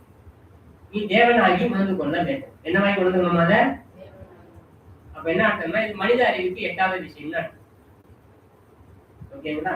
அப்ப இந்த தேவன் ஆகிறதுக்கு ப்ராசஸ் என்னது? உடற்பயிற்சி, காயக்கல்பம், தவம், அகத்தாய்வு, பிரம்மஞானம் சொல்லக்கூடிய 4 சுவர்களை முறையாக கட்டி மேல் கூறிய கரெக்டா மேல பகிர்ந்துட்டீங்கன்னா நம்ம தகுதி ஆயிட்டோம்னு அர்த்தம். ஒரு மனிதனுடைய முக்கியமான ஆன்மீக பயிற்சி 4 சுவர்கள் என்ன அப்படின்னா உடற்பயிற்சி, காயக்கல்பம், தவம், அகத்தாய்வு பயிற்சி. இது 4 சரிவர செஞ்சு ஒருவர் தன்னை பக்குவப்படுத்திருக்கிறார். முறையாக கண்முனைக்கு எழாமல் பார்த்து கொண்டிருக்கிறார். 5 அளவு முறையை கடைபிடித்து ஸ்ட்ரிக்டாக வாழ்கிறார். இரண்டொழுக்க பண்பாடுபடி பிரேக் பண்ணாம வாழறாது அப்படின்னா அவருடைய மேற்கூரை ஸ்ட்ராங்கா இருக்கும். அந்த மேற்கூரைங்கிறது ஒண்ணும் கிடையாது, பிரம்ம ஞானம், இறைவனை பற்றிய தெளிந்த அறிவு. படம் சொல்லுவாங்க, பில்டிங் ஸ்ட்ராங்கு பேஸ்மெண்ட் வீக்ன்ற மாதிரி எதையும் இந்த ஸ்ட்ராங்கா வீக்கா வச்சுக்கிட்டு இருக்க. இது நம்ம கரெக்டா வகுத்துட்டோம் அப்படின்னாக்கா அந்த மாமனிதங்கிற நிலைக்கு வந்துட்டேன். அந்த மாமனித நிலையில குருநாடி என்பதை நம்ம புரிந்து கொள்ள முடியும். ரைட்டா? நம்முடைய ஜீவகாந்த சக்தி தான் இந்த 10 வாயுக்களாக 10 பேர் வச்சு அழைக்கிறோம். ஜீவகாந்தம் வேலை செய்யும். காலமே இது பொய்யடா, வெறும் காற்றடைத்த பையடா. அப்படி இந்த 10 வாயுக்கள்ல முதல் வாயுவாக சொல்லப்பட்டு 10 வாயுக்கள் பிராணன். இதெல்லாம் நம்ம நீங்க ஜஸ்ட் கேட் வை போட்டு வைங்க. சரிங்களா? பிராணன், அபானன், வியானன், உதானன், சமானன், நாகன், கூர்மன், கிரிகரன், தேவதத்தன், தனஞ்சயன் சொல்லிட்டு 10 பேர் வச்சிருக்கோம். சரிங்களா? இதுல ஒவ்வொரு வாயுக்கும் ஒரு நிறம் உண்டு. அது பராமரிக்கிற ஏரியா, அவருடைய கண்ட்ரோல் இருக்கிற ஏரியா எது, வேலை செய்யற ஏரியா எது அப்படின்னு சொல்லிட்டு ஏரியா சொல்லப்படுது. என்னென்ன பணிகள் அப்படின்னு சொல்லப்படுது. அதுக்குள்ள இன்னொரு ரகசியம் இருக்கு. இந்த ஒவ்வொரு வாயுக்கும் ஒரு நம்ம தத்துவங்களை சொல்லப்பட்ட ஒரு தெய்வம் கனெக்ஷன் இருக்கு. இந்த வாயுக்கு இவருதான் கடவுள் அப்படின்னு தனியா சொல்லப்படுது சாஸ்திரம். சரிங்களா? அது இந்த பிராணன் சொல்லக்கூடிய வாயு இருக்கு இல்லைங்களா, அது என்ன பண்ணுது அப்படின்னா நம்முடைய சாஸ்திரங்கள் நிறைய தப்பா இருக்கும். குருவ மையத்துல உருவாக்கி இங்க இருந்து மூலாதாரத்தை தோப்புன்னு போய் மூலாதாரத்தை குதிச்சு அப்படியே குதிச்சு அங்க இருந்து எழுந்திருக்குது. அப்படியே நம்ம பந்து போட்டா பந்து கீழே கிடக்குமா எகுருமா? அது எப்படி எகுதுன்னு சொல்றாங்க சித்தர்கள் அப்படின்னா, குருவ மையத்துல உருவாக்கி உள் திரும்பி நம்முடைய மூலாதாரத்தை நோக்கி கீழே பாய்ந்து மூலாதாரத்திலிருந்து ஓம் ரீங் எழுந்திருக்குதா? எப்படி எழுந்திருக்குது? ஆமா, மூலாதாரத்திலிருந்து கீழே விழுந்து எழுந்திருக்கும் போது ஓம்னு எழுந்து தொப்புள் பகுதியில உதாரணம் சொல்லுவாங்க, அங்க மோதும் போது ரீங்னு எழுந்திருக்குதான். எழுந்து அப்படியே நம்ம இடங்களை பின்காலையில பின்னி நம் தலையை சுற்றி மீண்டும் உடல் முழுவதும் வியாபிக்கிறது. இதுக்கு பேரு பிராணன். அப்ப அவருடைய இதெல்லாம் வேலையும் செஞ்சுட்டு திரும்ப போய் எங்க போய் உட்காந்துருதான்? அங்க போய் உட்காந்துருது. சரிங்களா? இதெல்லாம் அகக்காட்சியா தான் பார்க்க முடியும். இதெல்லாம் படம் போட்டுலாம் விலைக்கு நடக்க முடியாது. சொல்றோம் அப்படின்னா நீங்க அதை உள் வாங்கிக்கணும். ஓ இப்படிதான் அது இயங்குதா அப்படின்னு. இப்ப மந்திரங்கள் எப்படி உருவாகுதுன்னு தெரியுதா? இப்ப சொல்லுங்க, மந்திரம் நம்ம உச்சரிக்கணுமா? உள்ள மந்திரம் நடந்துகிட்டு இருக்கா? நடந்துகிட்டு இருக்குது. உள்ள மந்திரங்கள் இயங்கி கொண்டிருக்கிறது. சரிங்களா? பிராணம் எப்படி இயங்கும்? ஓம் வேங்னு இயங்கும். இப்ப கண்ணை மூடி உக்காந்தா கடைசியா இப்பே பேசக்கூடாது. ரைட்டா? இதுக்கு பேரு பிராணன் அப்படின்னு சொல்லப்படும். அது கீழே மோதி மேல எழுந்திருக்கும் போது சொல்றாங்க கணக்கு 12 அங்குலம் மேல எழுந்து 8 அங்குலம் உள்ள வாங்கி 4 அங்குலம் சிறிது வெளியே போகும். கண்டிப்பா எனர்ஜி கொஞ்சம் வெளியே போகும். அவ்வாறு சொல்லப்படுது. இந்த பிராணங்கிற சக்தி வந்து நீல நிறத்துல இருக்கு. எப்படி இருக்கு சொல்றாங்க?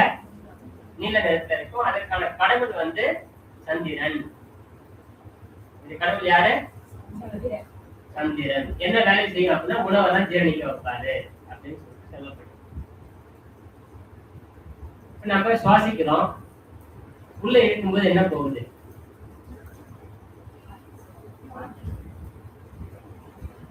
வந்துட்டீங்களா? கேள்வி கேட்கிறேன். எனக்கு ரொம்ப கேள்வி கேட்கிறேன். நம்ம சொல்லாம கேட்டா நல்லது ஒரு சைடா இருக்கீங்களா? மூச்சு இழுக்கும்போது உள்ள என்ன போகுது? ஜாலியா இருங்க. நீங்க பேசினாதான் தூக்கம் வராம இருக்கும். சரிங்களா? நம்ம சாந்தியில வேலை கொடுத்துக்கிறோம்ல, நம்ம சாப்பிட்டு வந்திருக்கோம் காலையில. சாந்திக்கு வந்து ஜீரணமாகும். உள்ள ஜீரணமாக உள்ள எப்படி இருக்கும்னா அப்படி சொரிஞ்சு விடுற மாதிரி இருக்கும். அப்படின்னு சொக்கணும். ஓகேங்களா? நம்ம உள்ள இருக்கும்போது என்ன போகுது? ஆக்சிஜன். வெளியே வரும்போது அப்படின்னு விஞ்ஞானம் சொல்லுது. அது ஒரு பக்கம் இருக்கட்டும். விஞ்ஞானிகளுடைய கருத்து ஒரு பக்கம் இருக்கட்டும். ரைட்டா? நம்ம உள்ள இழுக்கிறது காற்று தான், வெளியே வர்றதும் காற்று தான். என்ன நடக்குது அப்படின்னா நல்லா புரிஞ்சுக்கோங்க. பிராணன் அப்படிங்கிறது நாம் இழுக்கும் காற்றில் செல்லக்கூடிய உயிர் சக்தியினுடைய எண்ணிக்கை. புரியுதுங்களா? அதாவது நம் உலகத்துல நம்மளை விட எளிமையா புரிஞ்சுக்க இந்த உலகத்து ஆலை கிடையாது. உடல்ல உயிராக இருப்பது எது? விண்ணு. அதுக்கு பேர் தான் உயிர். இந்த பிரபஞ்சம் முழுவதும் உடம்புக்குள்ளேயும் விண்ணு இருக்குது, வெளியவும் விண்ணு இருக்குது. இந்த உடம்புக்குள்ள இருக்கிற விண்ணுக்கு சக்தி பத்தலன்றப்ப வெளியே இருந்து சக்தி எடுக்கணும். அதுக்கு சிஸ்டத்தெல்லாம் ஆட்டோமேட்டிக் சிஸ்டமா இடையாட்டில் வச்சிடுச்சு. உடம்புல பல்வேறு இயக்கங்கள் பார்த்தா ஆட்டோமேட்டிக் சிஸ்டமா இருக்குது. Which means under the control of the divine. யாரு கட்டுப்பாட்டுல இயங்குது? அவருடைய மேற்பார்வையில இயங்குது. ஏன்னா நம்மளுக்கு தெரியும் அவருக்கு இது சரியான பூமுட்டைங்க அப்படி இதுகிட்டே கொடுத்தோம்னா பூரா என்ன பண்ணலாம்? டயர்டா இருக்குது, ரெஸ்ட் எடுத்து செத்து கொடுத்துங்கிது. இப்ப ஹார்ட் பீட்டு ஒரு நிமிஷம் எத்தனை துடிக்கணும்? 72 முறை துடிக்கணும். 0.8 செகண்ட், 0.5 செகண்ட் லெஃப்ட் அப்படின்னு சொல்லிட்டு 0.3, 0.5, 0.8 செகண்ட் ஒரு முறை துடிச்சிடணும். இதை கணக்கு போட்டோம் அப்படின்னாக்கா ஒரு நிமிஷத்துக்கு 72 முறை பீட் பண்ணணும். நாம செய்யற பொழப்புக்கும் செய்யற வேலைக்கும் லோன் போட்டு இந்த லோன் அடைக்கிறதுக்காக ஓடிட்டு சம்பாதிச்சுங்கிறமே இந்த பிஸிக்கும் சாப்பிட்ற சாப்பாட்டுக்கும் இந்த வேலையெல்லாம் பார்த்துக்கணும். ஒரு நிமிஷத்துக்கு 72 முறை ஹார்ட்டையும் பம்ப் பண்ணணும். ஒரு நிமிஷத்துக்கு 16 முறை மூச்சு இழுத்து விட்டு லங்ஸையும் மூச்சு அழுத்திக்கிட்டு இருந்தா வேலையை பார்க்க முடியுமா? எங்கேயாச்சும் அப்படி டயர்டா ஒரு நிமிஷம் கண்ணு அரைஞ்சு செத்து போயிட்டு இருக்கும்.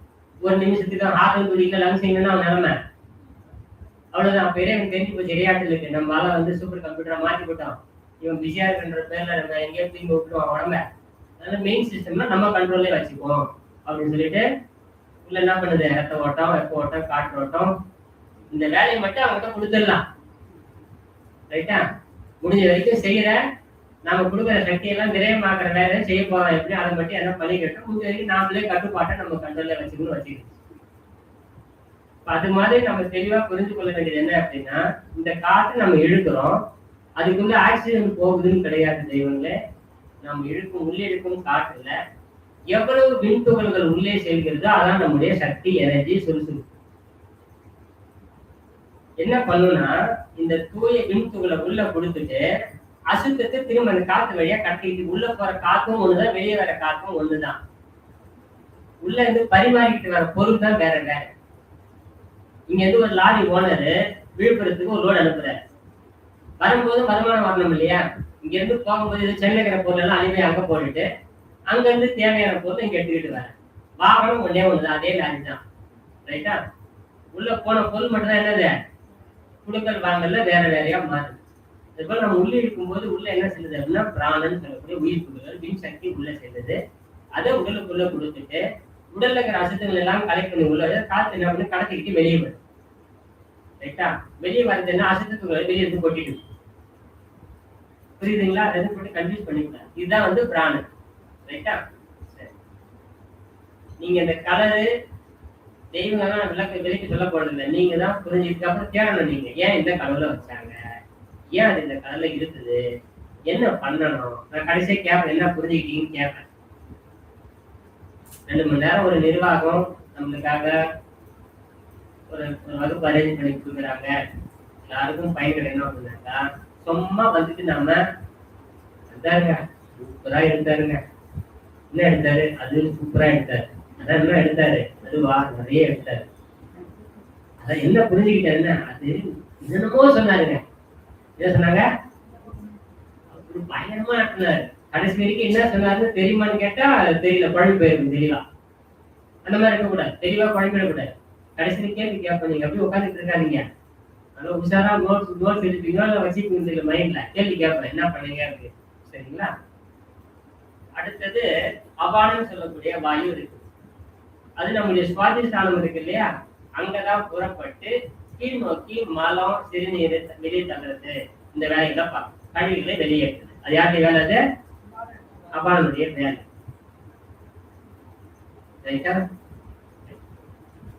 அடுத்தது இதனுடைய நிறம் வந்து பச்சை நிறத்துல இருக்கும். அபான காற்றினுடைய நிறம், காற்று கலர் இருக்குதா? காற்று கலர் இருக்குதா?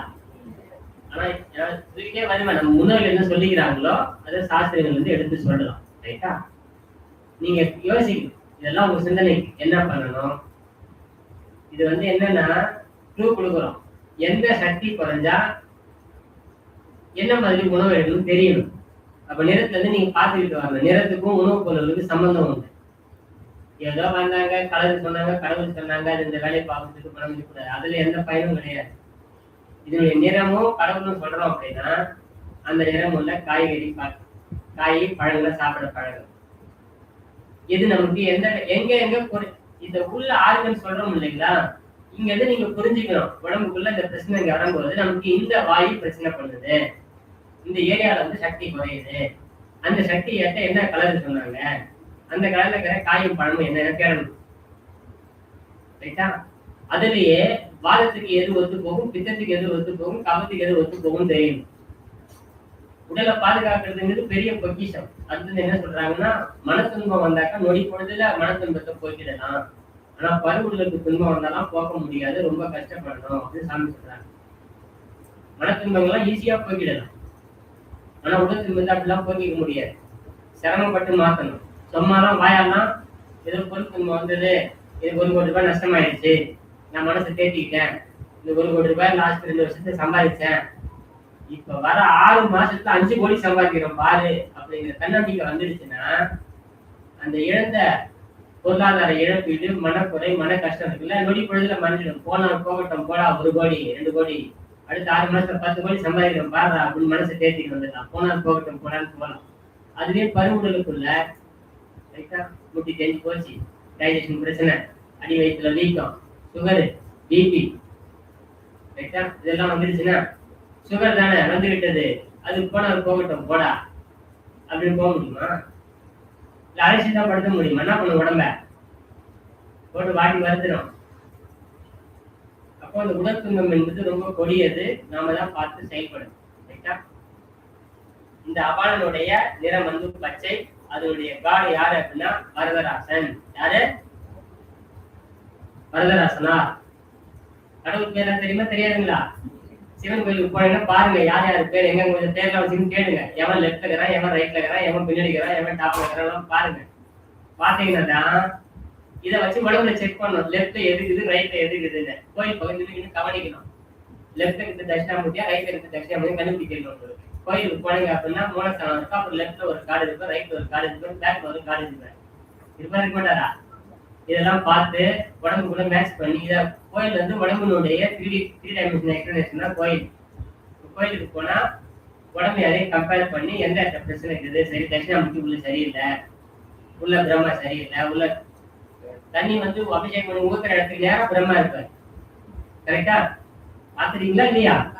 அபிஷேகம் பண்ணி தண்ணி வந்து ஊத்துது இல்ல மூலஸ்தானத்துல இருந்து, அதுக்கு நேரம் பிரம்மா இருப்பாரு. பின்னாடி பக்கம் மகாவிஷ்ணுபதியா அந்த மாதிரி வச்சிருக்கிறாங்க ஆகமத்தில. இதுக்கு என்ன அதெல்லாம் கண்டுபிடிச்சு பார்த்துக்கணும் நீங்க. ஓகேங்களா? கடவுள் வரதராசனா இந்த அபானம் தான் ஆசன வாயை மூட வைக்கிறது, உணவு சத்தை எல்லாம் வாங்கி அங்கங்க டெபாசிட் பண்ணி வைக்கிறதுனா அந்த அவானுடைய வேலை. சரிங்களா?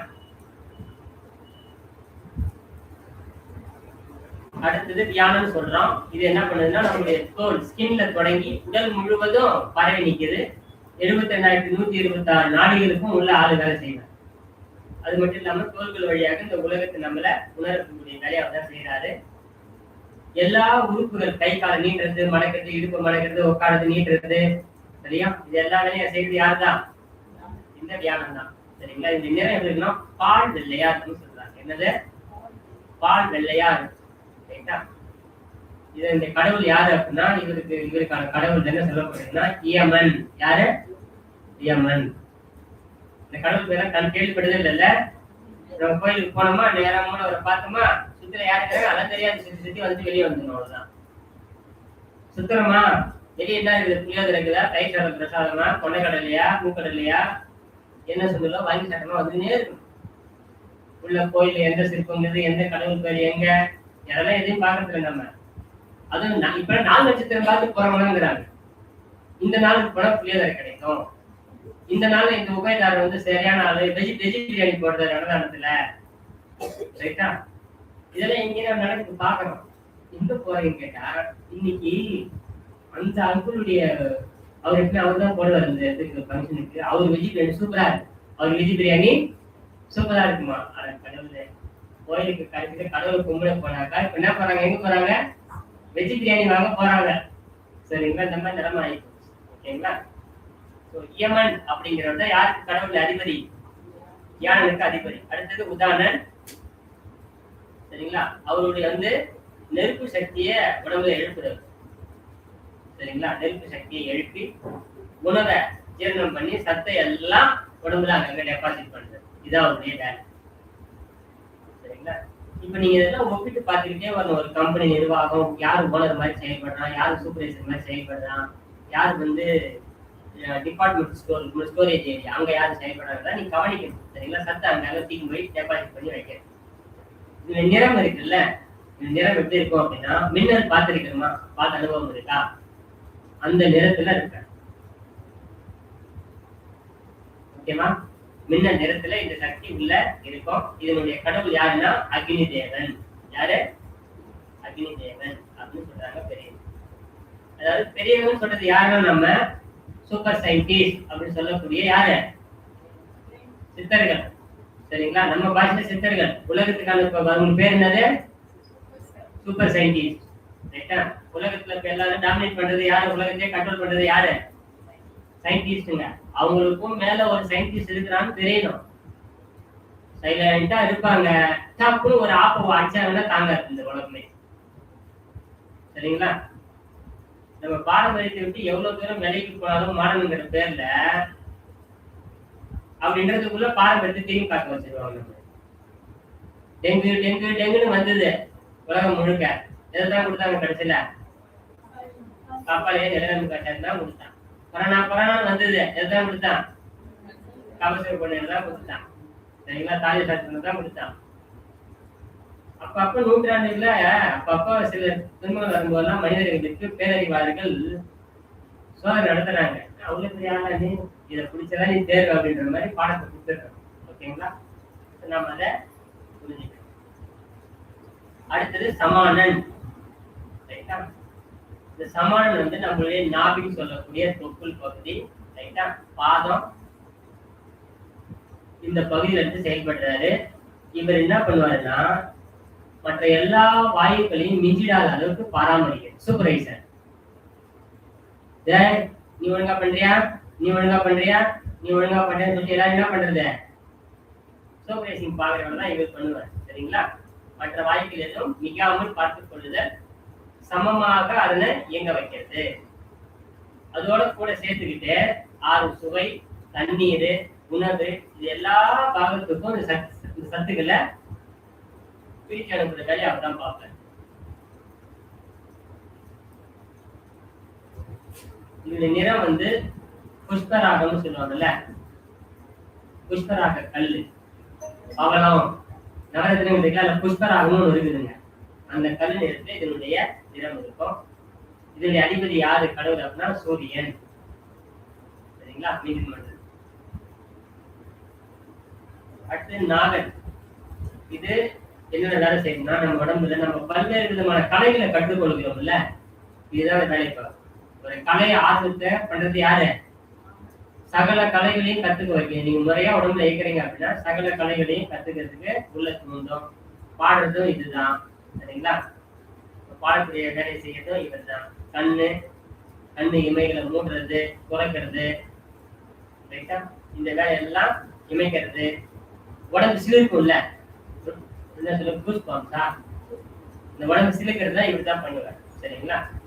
தங்க நிறத்துல இருக்கும் இந்த நாகனுடைய நிறம். நாகன் என்ற காட்டுடைய நிறம் என்ன கலர்ல இருக்கும்? தங்க நிறத்துல இருக்கு. இதனுடைய தெய்வம் வந்து அனந்தர்னு சொல்லுவாங்க, சரிங்களா? அனந்தர். அடுத்தது கூர்மன். இந்த கூர்மன் என்னெல்லாம் வேலை செய்வாரு? இமைகளை மூடுறது, இமைக்கிறது. டக்குனு ஆபத்து நேரத்துக்கு மூடுறது திறப்படுறதுல அந்த இமைகளை மூடுறது, இமைக்கிறது, கொட்டாமி விடுறது, வாயை மூடுறது, இறுக்கம் கொடுக்கறது, வன்மை கொடுக்கறது. இடுக்கு பிடிக்கணும்ல, உடம்பு வந்து பலத்தை வெளிப்படுத்தி வன்மையை கொடுக்கறது, கண்ணை துறக்கிறது, மூடுறது, பார்க்கறது, கண்ணில் தண்ணி வர்றது. இந்த வேலையெல்லாம் செய்யறது யாரு? கூர்மன், சரிங்களா? இந்த நிறம் வந்து வெண்ணிறம். இதனுடைய அதிபதி கடவுள் யாருன்னா மகாவிஷ்ணு அப்படின்னு சொல்லப்படுது, சரிங்களா? கடைசியா ஒரு சில க்ளூ தர, ஏதோ கூப்பிட்டுருக்கிறீங்க, இப்படிலாம் இருக்கணும்னு சொல்லிட்டு தான் போக முடியும். அவங்க தான் கடைக்கு வச்சு வாழ்ந்துருது, சரிங்களா? அடுத்தது கிரிகரன் அப்படின்னு ஒருத்தர் இருக்கிறான். அவன் நாக்கு மூக்குல இருந்து தண்ணி வடிகிறது, சரிங்களா? இந்த வேலையெல்லாம் பார்க்கறது அவர் தான். அப்புறம் பசியை உண்டாக்குறது, கீழே உட்கார்றது, எழுந்திருக்கிறது, நகர்றது, இதெல்லாம் ஒரு வேலை தான். இந்த நிறம் வந்து கருப்பு கலர்ல இருக்கும். தெய்வம் வந்து சிவபெருமான். தெய்வம் யாரு? சிவபெருமான், ரைட்டா? அடுத்து தேவதத்தன். இவன் என்ன பண்ணுவான் அப்படின்னாக்கா, உடம்புல சோம்பேறித்தனமா இருக்குது, அதை உடைச்சி எடுக்கிறது யாரு? தேவதத்தன். அப்ப சோம்பேறித்தன்மையை உடைக்கிறது, ரைட்டா? சோம்பேறித்தன்மையை உடைக்கிறது. உடம்ப முறிக்கிறது சொல்லுவாங்க. அம்மா எப்பா இப்படிலாம் நெட்ட உடைப்பல, இந்த வெள்ளம் மட்டும்தான் யாரு? தேவதத்தன் தான், சரிங்களா? உடல முடிக்கிறது. மற்றவங்களோட வாக்குவாதம் பண்றோம்ல, அதெல்லாம் யாரு வேலை? அவதான் வாக்குவாதம் பண்ணுவான். அடிக்கிறது, உதைக்கிறது, சரிங்களா? கடும் கோபம் வரும், கடும் கோபமா செயல்படுறது, திட்டுறது, புரணி பேசுறது, ஒருத்தவங்களை அனுப்பிச்சு விட்டு பின்னாடி பார்த்தா அவங்களை பத்தி பேசுறது, இதெல்லாம் யாரு பண்றது? தேவதத்தன் தான் பண்ணிட்டு இருக்கோம் அந்த வேலையெல்லாம், சரிங்களா? சண்டை முட்டி விடுறது, தாக்குறது, எல்லா வேலையும் அவர்தான். கருவாய், எருவாய், இந்த நீர்த்தாரைகள் எல்லாம் பராமரிக்கிறது அவர்தான், சரிங்களா? நிறம் வந்து பவள நிறம், பவழம், சரிங்களா? பவளக்கல் சொல்லுவாங்கல்ல, பவள நிறம் அப்படின்னு சொல்லுவாங்க, சரிங்களா? இந்த தெய்வம் வந்து பாத்தீங்கன்னா இந்திரன். இப்ப நீங்க தேவேந்திரன புராணங்கள் என்னென்ன சேட்டை பண்ணுவாங்க பாருங்க. எங்கெங்கெல்லாம் வாயை விட்டு மாட்டுறது, அடி வாங்குறதுதான் வேலை இருக்கு, ரைட்டா? அதானே? அப்புறம் இவர் எல்லாம் மீட்டு எடுக்கிறதுக்கு யாரு வரணும்? அவதான் எடுத்த சிவபெருமானும் மகாவிஷ்ணு வரணும். இந்த இந்திரன் சும்மாவே இருக்க மாட்டான். எல்லா இடத்தையும் வாயை விடுறது, அடி வாங்குறது, உதவாங்கிறது, இதான் வேலையா இருக்கும், சரிங்களா? அவசரம் கொடுக்கணும்ல, அது மாதிரி.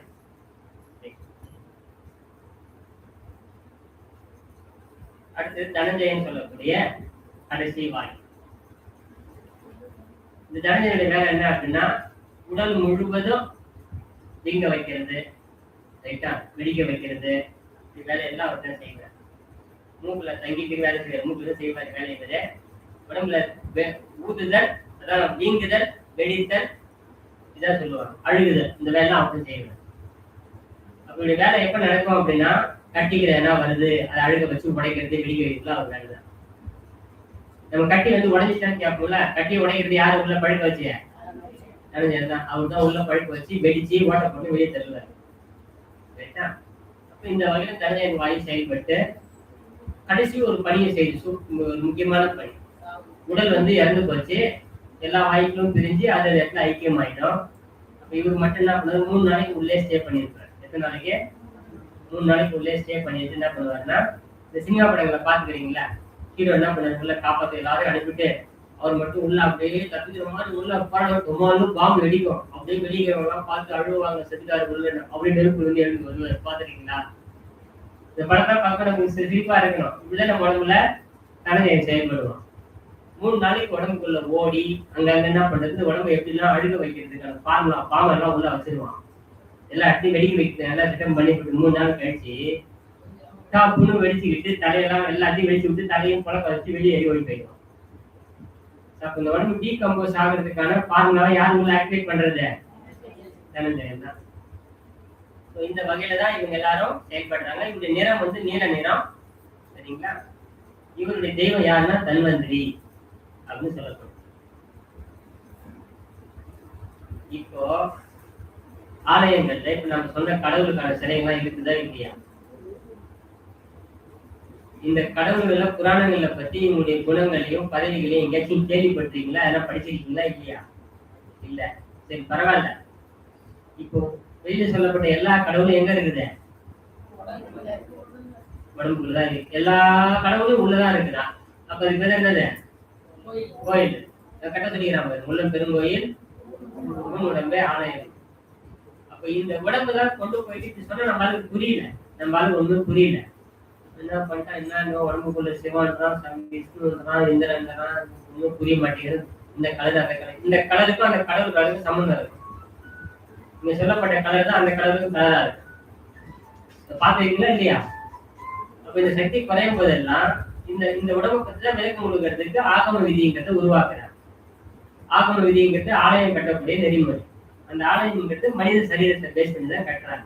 பாதத்துல இருந்து ஆரம்பிச்சு தலை உச்சி வரைக்கும் ஒரு மனுஷனை படுக்க வச்சா என்ன அமைப்புல இருக்குமோ அந்த அமைப்புல தான் ஆலயத்துடைய அமைப்பு. எல்லா கோயிலுக்கும் இதான் ப்ரொசீஜர். ஆகம விதினா அதான். சரிங்களா? அப்ப அந்த மூலஸ்தானத்துல பாத்தீங்கன்னா ஒவ்வொரு கடவுளுக்கும் விளக்கம் கொடுக்குறாங்க. விநாயகருக்கு அப்படின்னு நம்ம தனித்தனியா கட்டி சொல்றோம். ஆனா விதின்னு வரும்பொழுது பெருமாளுக்கு யாருக்கு கட்டுவாங்க ஆலயத்தை? சிவன் கோயில். அதுல இருந்து அந்த கிளை தெய்வங்கள் எல்லாம் தனித்தனியா நம்ம வச்சு வழிபடுறோம். ஆகம விதிப்படி கட்டுறோம். சக்தியில ஊறப்பட்ட வகை 51 சக்தியை வழிபடுறோம். ரைட்டா? 108 திவ்ய தேசம்னு சொல்றோம். சிவபெருமானுக்கு பஞ்சபூதங்களை சொல்றோம். 5 14 வச்சு சேர்த்து கோயில வச்சிருக்கிறோம். ரைட்டா? பிரம்மாவுக்கு ஏன் எங்கேயும் வைக்கிற கோயில் இருக்குதா? பிரம்மாவுக்கு எங்கேயாச்சும் திருச்சி பக்கத்துல இருக்கு. ரைட்டா? கும்பகோணம் இருக்குதா? சரி, இப்ப இதெல்லாம் நீங்க கம்பேர் பண்ணி ஒப்பிட்டு பார்த்து இந்த உடம்பு வந்து நீங்க புரிஞ்சுக்கணும். ஆக்கல் காத்தல் அழித்தல். இந்த முத்தொழிலும் உடம்புக்குள்ள சொல்லும் போது நடக்குதா? உள்ள ஆக்கல் காத்தல் அழித்தல் முத்தொழிலும் உடம்புக்குள்ள நடக்குதா? அப்ப இந்த 3 தொழிலும் செய்யறது யாரு? இந்த உடம்பு தானே. அப்ப தெய்வம் எங்க இருக்குது? உடம்பா இருக்கிறது யாருதான்? தெய்வம் தான். உடம்புக்குள்ள உயிரா இருக்கிறது யாருதான்? தெய்வம் தான். உயிர்ல இருந்து வர ஜீவகாந்தமும் யாருதான்? தெய்வம் தான். ரைட்டா? அப்ப இந்த ஜீவகாந்தமும் உடம்பும் வேணும். நமக்கு உயிரையே நெறி எல்லாம் இருந்தாலும் அந்த உயிர் தன்னை உணர்ந்து கொள்ள முடியும் மனம் என்பதை கொண்டு. அப்ப தச வாய்ப்புல நம்ம புரிஞ்சுக்க வேண்டியது என்ன அப்படின்னா, அந்த கலர் இருக்கு இல்லையா? அந்த கலர் எல்லாம் இப்ப நீங்க ஒப்பிட்டு பார்க்கணும். சொன்ன பகுதிகள் செய்யற வேலைகள். இப்ப நான் உங்களுக்கு கேட்கிற கேள்வி, ஜீரண குறைபாடு வருது, எந்த வாயு உள்ள வேகம் கம்மியா இருக்கு? ஜீரண கோளாறு வருது. ஆமா, நெருப்பு மாதிரி ஏற்பட்டு உணவுகள் சக்தியை பிரிக்கிறது யாரு ஜீரணம் பண்றது? சரி, இப்ப என்ன பண்ணலாம்? கதை சொன்னது நோட் எடுத்து போய் வீட்டுல உட்காந்து மூடி வச்சு தூங்குறது இல்ல. சரி, ஜீரணம் சரியா? ஜீரண பிரச்சனை இருக்குது. ஏன்னா கண்ணி குடிச்சா சாப்பிட்டா பிடிச்சின்னு ஏப்பம் வருது, வயிறு உப்பசமா இருக்குது. என்ன பண்ணுவீங்க? சவன பாயில் குடிக்கும் சார். அப்படியா? பாஸ்டிங். சரிங்களா? ஒவ்வொரு வாய்ப்புலையும் நம்ம புதுப்பிக்கிறதுக்கு அதுக்கான வழிமுறைகளை நம்ம இதுக்கப்புறம் நாம வகுத்துக்கணும். ரைட்டா? உதாரணத்துக்கு சொல்லலாமா? பெண்களுக்கு சொல்லலாமா? நான் ஒரு இன்கிரியன்ஸ் சொல்லுவேன். அதை வச்சு நீங்க என்ன சமையல் செய்ய போறீங்கன்னு சொல்லுவேன். இன்கிரியன்ஸ் மட்டும் சொல்லுவேன். இந்த சாப்பாடு செய்வோம் சார் சொல்லணும். ஓகேங்களா? சொல்லலாமா? ஈஸியா சொல்றீங்க. 2 இன்கிரியன்ஸ் கொடுங்க. முதல் இன்கிரியன்ஸ் லிஸ்ட் சொல்லலாமா? 4 பீன்ஸ், ஒரு கேரட், கொஞ்சம் மீல் மேக்கரு, கொஞ்சம் பச்சை பட்டாணி, கொஞ்சம் பாஸ்மதி ரைஸ், வெஜ் பிரியாணி. சரிங்களா? ஒரு கொட்டை புளி, 4 தக்காளி, 1 ஸ்பூன் ஜீரகம், 1/2 பூண்டு, மிளகு என்ன வைப்பீங்க? இப்ப அந்த மாதிரி தான் சொல்லியிருக்கிறேன். அண்டர்ஸ்டுடா? இது மாதிரி நீங்க சொன்ன மாதிரி வேலையை செஞ்சீங்களா அனுபவத்தை சொல்றீங்க. இது வரைக்கும் செஞ்சு பார்த்துக்கிறாங்க, சொல்ல முடியாம திணறீங்க. புரியுதுங்களா? இது நம்ம எந்த ஒரு மனிதன் இயக்கத்திற்கு பயன்பாட்டு கொண்டு வராங்களோ அவங்க தான் சக்சஸ் ஆகிறாங்க. ஒரு விஷயம் கொடுக்குறோம் அப்படின்னா நம்ம நோயில தப்பிச்சுக்கிறதுக்கான வழியை சொல்றோம். இப்ப இதெல்லாம் நீங்க கூர்ந்து கவனிச்சீங்கன்னா நமக்கான மருத்துவர் நாமளா மாறுவோம். சரிங்களா? அப்ப எந்த சக்தி குறையுது அப்படின்னு சொல்லப்பட்ட கடவுளுக்கெல்லாம் நான் நிறம் சொல்லியிருக்கிறோம், அடுத்தது கடவுளை சொல்லியிருக்கிறோம். இது ரெண்டு என்ன வித்தியாசம் தெரியுமா? அந்த நிறம்ங்கிறது என்ன அப்படின்னா கண்ணுக்கு தெரிஞ்ச உங்களால இயக்கக்கூடிய சக்தி. சாப்பாட்டுல இருந்து முதல்ல கரெக்ட் பண்ண பார்க்கணும். செட் ஆகல அப்படின்னா அந்த கடவுள் பேர் இருக்கிறதெல்லாம் மருந்து. புரியுதா? இந்த கடவுள் பேரால உள்ள மருந்துகளை மனுஷங்களை தயாரிக்க முடியுமாங்கிறது சங்கடம். அது ஆபத்து. அப்ப அதுக்குன்னே உள்ள நம்ம பார்த்துக்கணும் இல்லையா? நீங்க அதுவா மாறிக்கணும். உங்களுக்கான மேனுஃபேக்சரிங் டைரக்டர் யாரா மாறிடலாம், நீங்களா மாறிடும். ரைட்டா? நம்ம ஸ்டார்டிங் கேட்டோம் இல்லைங்களா, இந்த உடம்புக்கு நோய் நோயை சரி பண்றது இறைவன் தான். சரிங்களா? இந்த மருத்துவர்கள் இருக்கிறாங்க இல்லைங்களா, அவங்க யாருன்னு கேட்டீங்க அப்படின்னா சாஸ்திரங்களை சொல்லப்படுது என்ன சொல்லப்படுதுன்னா direct representative of the Lord Shiva அப்படின்னு சொல்லப்படுது. ரைட்டா? நம்ம பாரம்பரியத்தை அதுதான் ஆக்சுவலா உலக விஞ்ஞானத்துக்கு வாரி கட்டி வைங்க. சிவபெருமானுடைய நேரடி கட்டுப்பாட்டுல இருக்கக்கூடிய ஆட்கள் தான் யாருன்னு சொல்லப்படுது? மருத்துவர்களுக்கு சொல்லப்படுது பாரம்பரியம். அதாவது பார்வதியும் சிவபெருமானும் உட்கார்ந்து இருக்கிறாங்களாம். பார்வதி அம்மா அப்படியே உலகத்தை பாக்குறாங்களாம். அப்படியே சிவபெருமான் பேசுறாங்களாம், ஐயனே நீங்க தானே பாருக்கே படி அடைக்கிறீங்க. ஆமா தேவி, உன் பிள்ளைங்கெல்லாம் இப்படி பூலோகத்துல கஷ்டப்படுது. முட்டி வலியாலையும் வயிற்று வலியாலையும் தோள்பட்ட வலியாலையும் கண்ணு பிரச்சனையாலையும் காது பிரச்சனையாலையும் மன பிரச்சனையாலையும் கஷ்டப்படுது இல்லை, எல்லாம் கொஞ்சம் கரெக்ட் பண்ணி விட மாட்டீங்களா அப்படின்னு கேட்டாங்க. அவர் என்ன சொன்னாரா, அவர்கள் செய்த செயலுக்கான விளைவை அனுபவித்துக் கொண்டிருக்கிறார்கள், அது நாம என்ன குறிப்பிட முடியும் அப்படிங்கிறார். என்ன கேட்டாங்கன்னா, சரி அவன் தான் ஏதோ அறியாம தப்பு பண்ணி மாட்டிக்கிட்டான், அட்லீஸ்ட் அது விடுபடுறதுக்கு உதவி செய்யலாம்ல, விடுபடுறதுக்கு உதவி செய்யலாம்ல அப்படின்னாங்கன்னா, அதான் அவர் சொன்னாராம், இவர்கள் செய்த கர்ம வினையிலிருந்து விளைந்த பாவங்களை போக்கிக் கொள்வதற்கு உதவி செய்வதற்காகவே எனது நேரடி பார்வை இப்பூவுலகில் வைத்தியர்களை உருவாக்கி வைத்திருக்கிறேன். அவர்களை கூட இவன் தேடி சென்று அடையவில்லை என்றால் அவன் இருந்தும் என்ன இறந்தான் என்ன அப்படின்னா. புரியுதுங்களா? இந்த உணர்வோட உலகத்துல இன்னைக்கு நவீன மருத்துவங்களை வைத்தியம் பார்க்குதா? இன்னைக்கு மருத்துவம் வியாபாரம் ஆகி போச்சு. இன்னைக்கு மருத்துவம் என்னது? யாராச்சும் உங்ககிட்ட தெய்வமே எந்த கர்மாவை செய்தால் இப்படி துன்பப்பட்டு கொண்டிருக்கிறாய் அப்படின்னு உங்களை பார்த்து டாக்டர் கேட்கிறாங்களா? துன்பப்படுகிறீங்களா தெய்வமே, அமருங்கள், இறைவன் இந்த மருந்தை கொடுத்திருக்கிறான், இந்த மருந்தை கொடுக்கிறேன், உடல் குணமாகிடும் அப்படின்னு சொல்றாங்களா? உங்க போனாலே யாரு நீங்க கேஸ் ஒரு கேஸ் வந்துருக்கு, ஒரு பேஷண்ட் வந்துருக்கு. சரிங்களா? அந்த உணர்வோட நீங்க வைத்தியம் பார்க்கறாங்கன்னா அந்த உணர்வோட வைத்தியம் பார்க்கணும்னு சொல்லப்படுது சாஸ்திரம். மக்களை கவனிக்கிறார்கள் இறைவன் யாரை கவனிச்சுக்கிட்டு இருப்பாராம்? டாக்டரை கவனிச்சுக்கிட்டு இருப்பாராம். போலி வேலை பண்ண என்ன நடக்காம இவனுக்காச்சும் பரவாயில்ல, கர்ம வேலை கொஞ்சமே இருக்கும், இவனுக்கு உடனே ஸ்ட்ராங்கா இருக்கும். சரிங்களா? இந்த தெய்வம் நம்மளை கவனிச்சுக்கிட்டு என்னுடைய நேரடி பார்வையில் பூ உலகில் வைத்தியர்களை உருவாக்கி வைத்திருக்கிறோம்னா, so he is directly watching the வைத்தியர்ஸ், டாக்டர்களை நேரடியா பார்த்துக்கிட்டு இருக்கிறாருன்னு அர்த்தம். அதான் சித்தவெளி இரையாற்றல். அதான் திருமணத்தை எழுதி கொண்டார் அவர். கண்காணி இல்லை என்று கள்ளம் பல செய்வார், கண்காணி இல்லாத இடமே காணுக்கால், கண்காணியாக கலந்தவர்கள் நின்றாலே கண்காணி கண்டால் களவொழித்தாருன்னு சொல்லிட்டு போயிட்டார். அப்ப இறைவன் நம்மளை பார்த்துருக்கிறான்ற உணர்வோடு நம்ம உடம்ப பாதுகாக்கணும். சரிங்களா? நம்ம உடலை பாதுகாக்கணும். இறைவன் நம்மளை பார்த்துக்கிட்டு இருக்கிறாரு அப்படிங்கிற உணர்வு முதல்ல உங்களுக்கு வரணும். அந்த உணர்வு இல்லை அப்படின்னா ரொம்ப சங்கடம். நாம் செய்யும் ஒவ்வொரு செயலையும் இறையாற்றல் கவனித்துக் கொண்டிருக்கிறது. செய்கிற செயலுக்கு தான் விளைவு, செய்கிற செயலுக்கு தான் விளைவு. ஆறறிவும் கொடுத்தாச்சு, நல்லது கெட்டதையும் கொடுத்தாச்சு. நல்லது செஞ்சா நல்லது, கெட்டது செஞ்சா கெட்டதுங்கிற செயல்களை தத்துவத்தையும் சொல்லியாச்சு. இதையெல்லாம் நான் கேட்டுட்டு பாடம் மட்டும்தான் எடுப்பேன் இதெல்லாம் கேட்டு நானு பாடம் மட்டும் தான் இருக்கும், கடைபிடிக்க மாட்டேன் அப்படின்னு என்ன பண்ணி அவங்க செய்யற சேலைகளோட விளைவை அவ்வளவுதான். என்ன நம்மளுக்கும் பொதுமக்களுக்கு என்ன வித்தியாசம் அப்படின்னா, அவங்க எதையும் தெரிஞ்சுக்காம அப்படியே கண்டு செத்து போயிருந்தாங்க, நம்ம தெரிஞ்சுக்கிட்டு பேசிட்டு செத்து போறோம், அவ்வளவுதான். வேற ஒண்ணும் கிடையாது. சாமானிய மனிதர்கள் எதையும் தெரிந்து கொள்ளாமல் ஸ்டார்டிங் சொன்னமே வெந்ததை தின்னுட்டு விதி வந்தா இறந்து போகிறார்கள். நம்ம என்ன பண்ணிக்கிறோம் அப்படின்னா, அவங்கள கொஞ்சம் பெட்டரா இருக்கிறோம் சார். என்னன்னா நிறைய இன்ஃபர்மேஷன் தெரிஞ்சுக்கிறோம், நிறைய பேசுறோம், பேசிட்டு வெந்ததை தின்னுட்டு விதி வந்தா செத்து இருக்கோம், அவ்வளவுதான். சாமி சொல்றாங்கல்ல, உடலினிலும் அறிவினிலும் மாற்றம் காணும். மாற்றம் எங்க வரும்? உடலினிலும் அறிவினிலும் மாற்றம் காணும். குருவனுக்கு பாடுறோமா இல்லைங்களா? எப்பொருளை எச்சரிக்கை எக்குணத்தை எவ்வுயிரை ஒரு அடிக்கடி நின்றால் அப்பொருளின் தன்மையால் மேற்கோர் அட்டுடலிலும் அறிவினிலும் மாற்றம் காணும். இப்பெருமை இயல்பூக்க, இப்பெருமை இது பெருமையான விஷயம், இப்பெருமை இயல்பூக்க நீதியாகும்.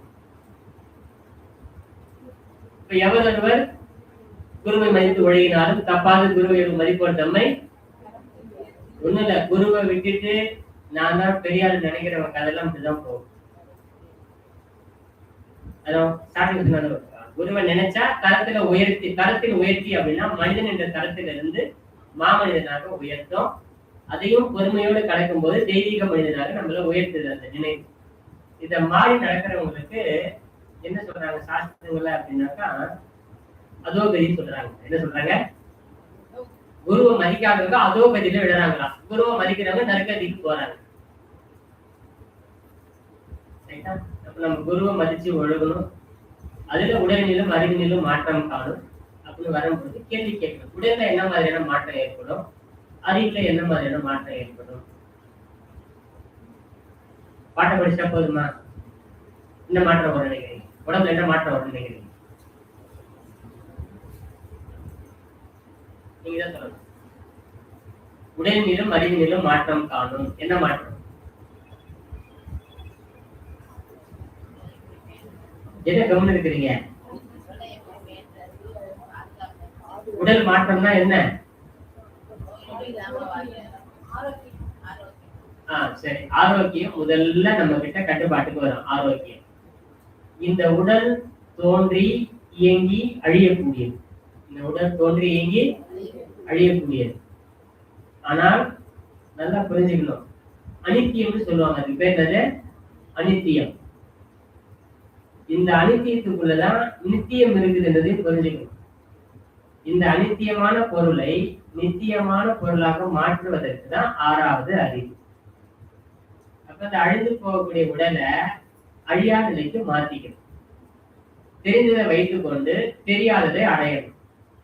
நமக்கு என்ன தெரியும் அப்படின்னாக்கா, இந்த உடம்பு தோன்றி இயங்கி செத்து போயிடும் தெரியும். தெரியாதது என்ன அப்படின்னா, நம்ம சாகாம இருக்கிறது ஒரு வழி இருக்குதுன்றது நமக்கு தெரியாம இருக்கு. தெரிந்ததிலிருந்து தெரியாததை அடைந்து கொள்ள வேண்டும்.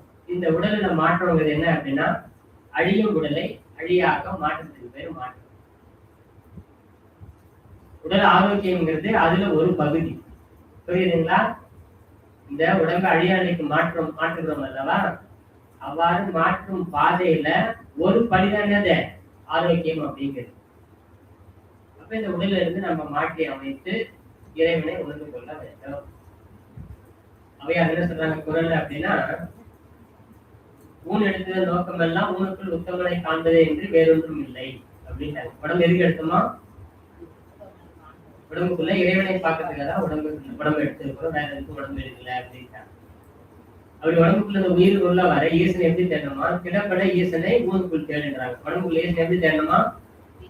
திடப்பட தேடுன்றாங்க.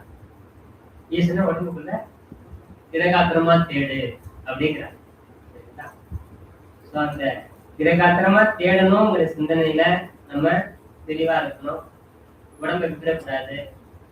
உலர்த்தி இருக்குது, குளிச்சுட்டு வந்தீங்கன்னா ஒரு 5 நிமிஷம் டீ குடிச்சிட்டு வாங்க.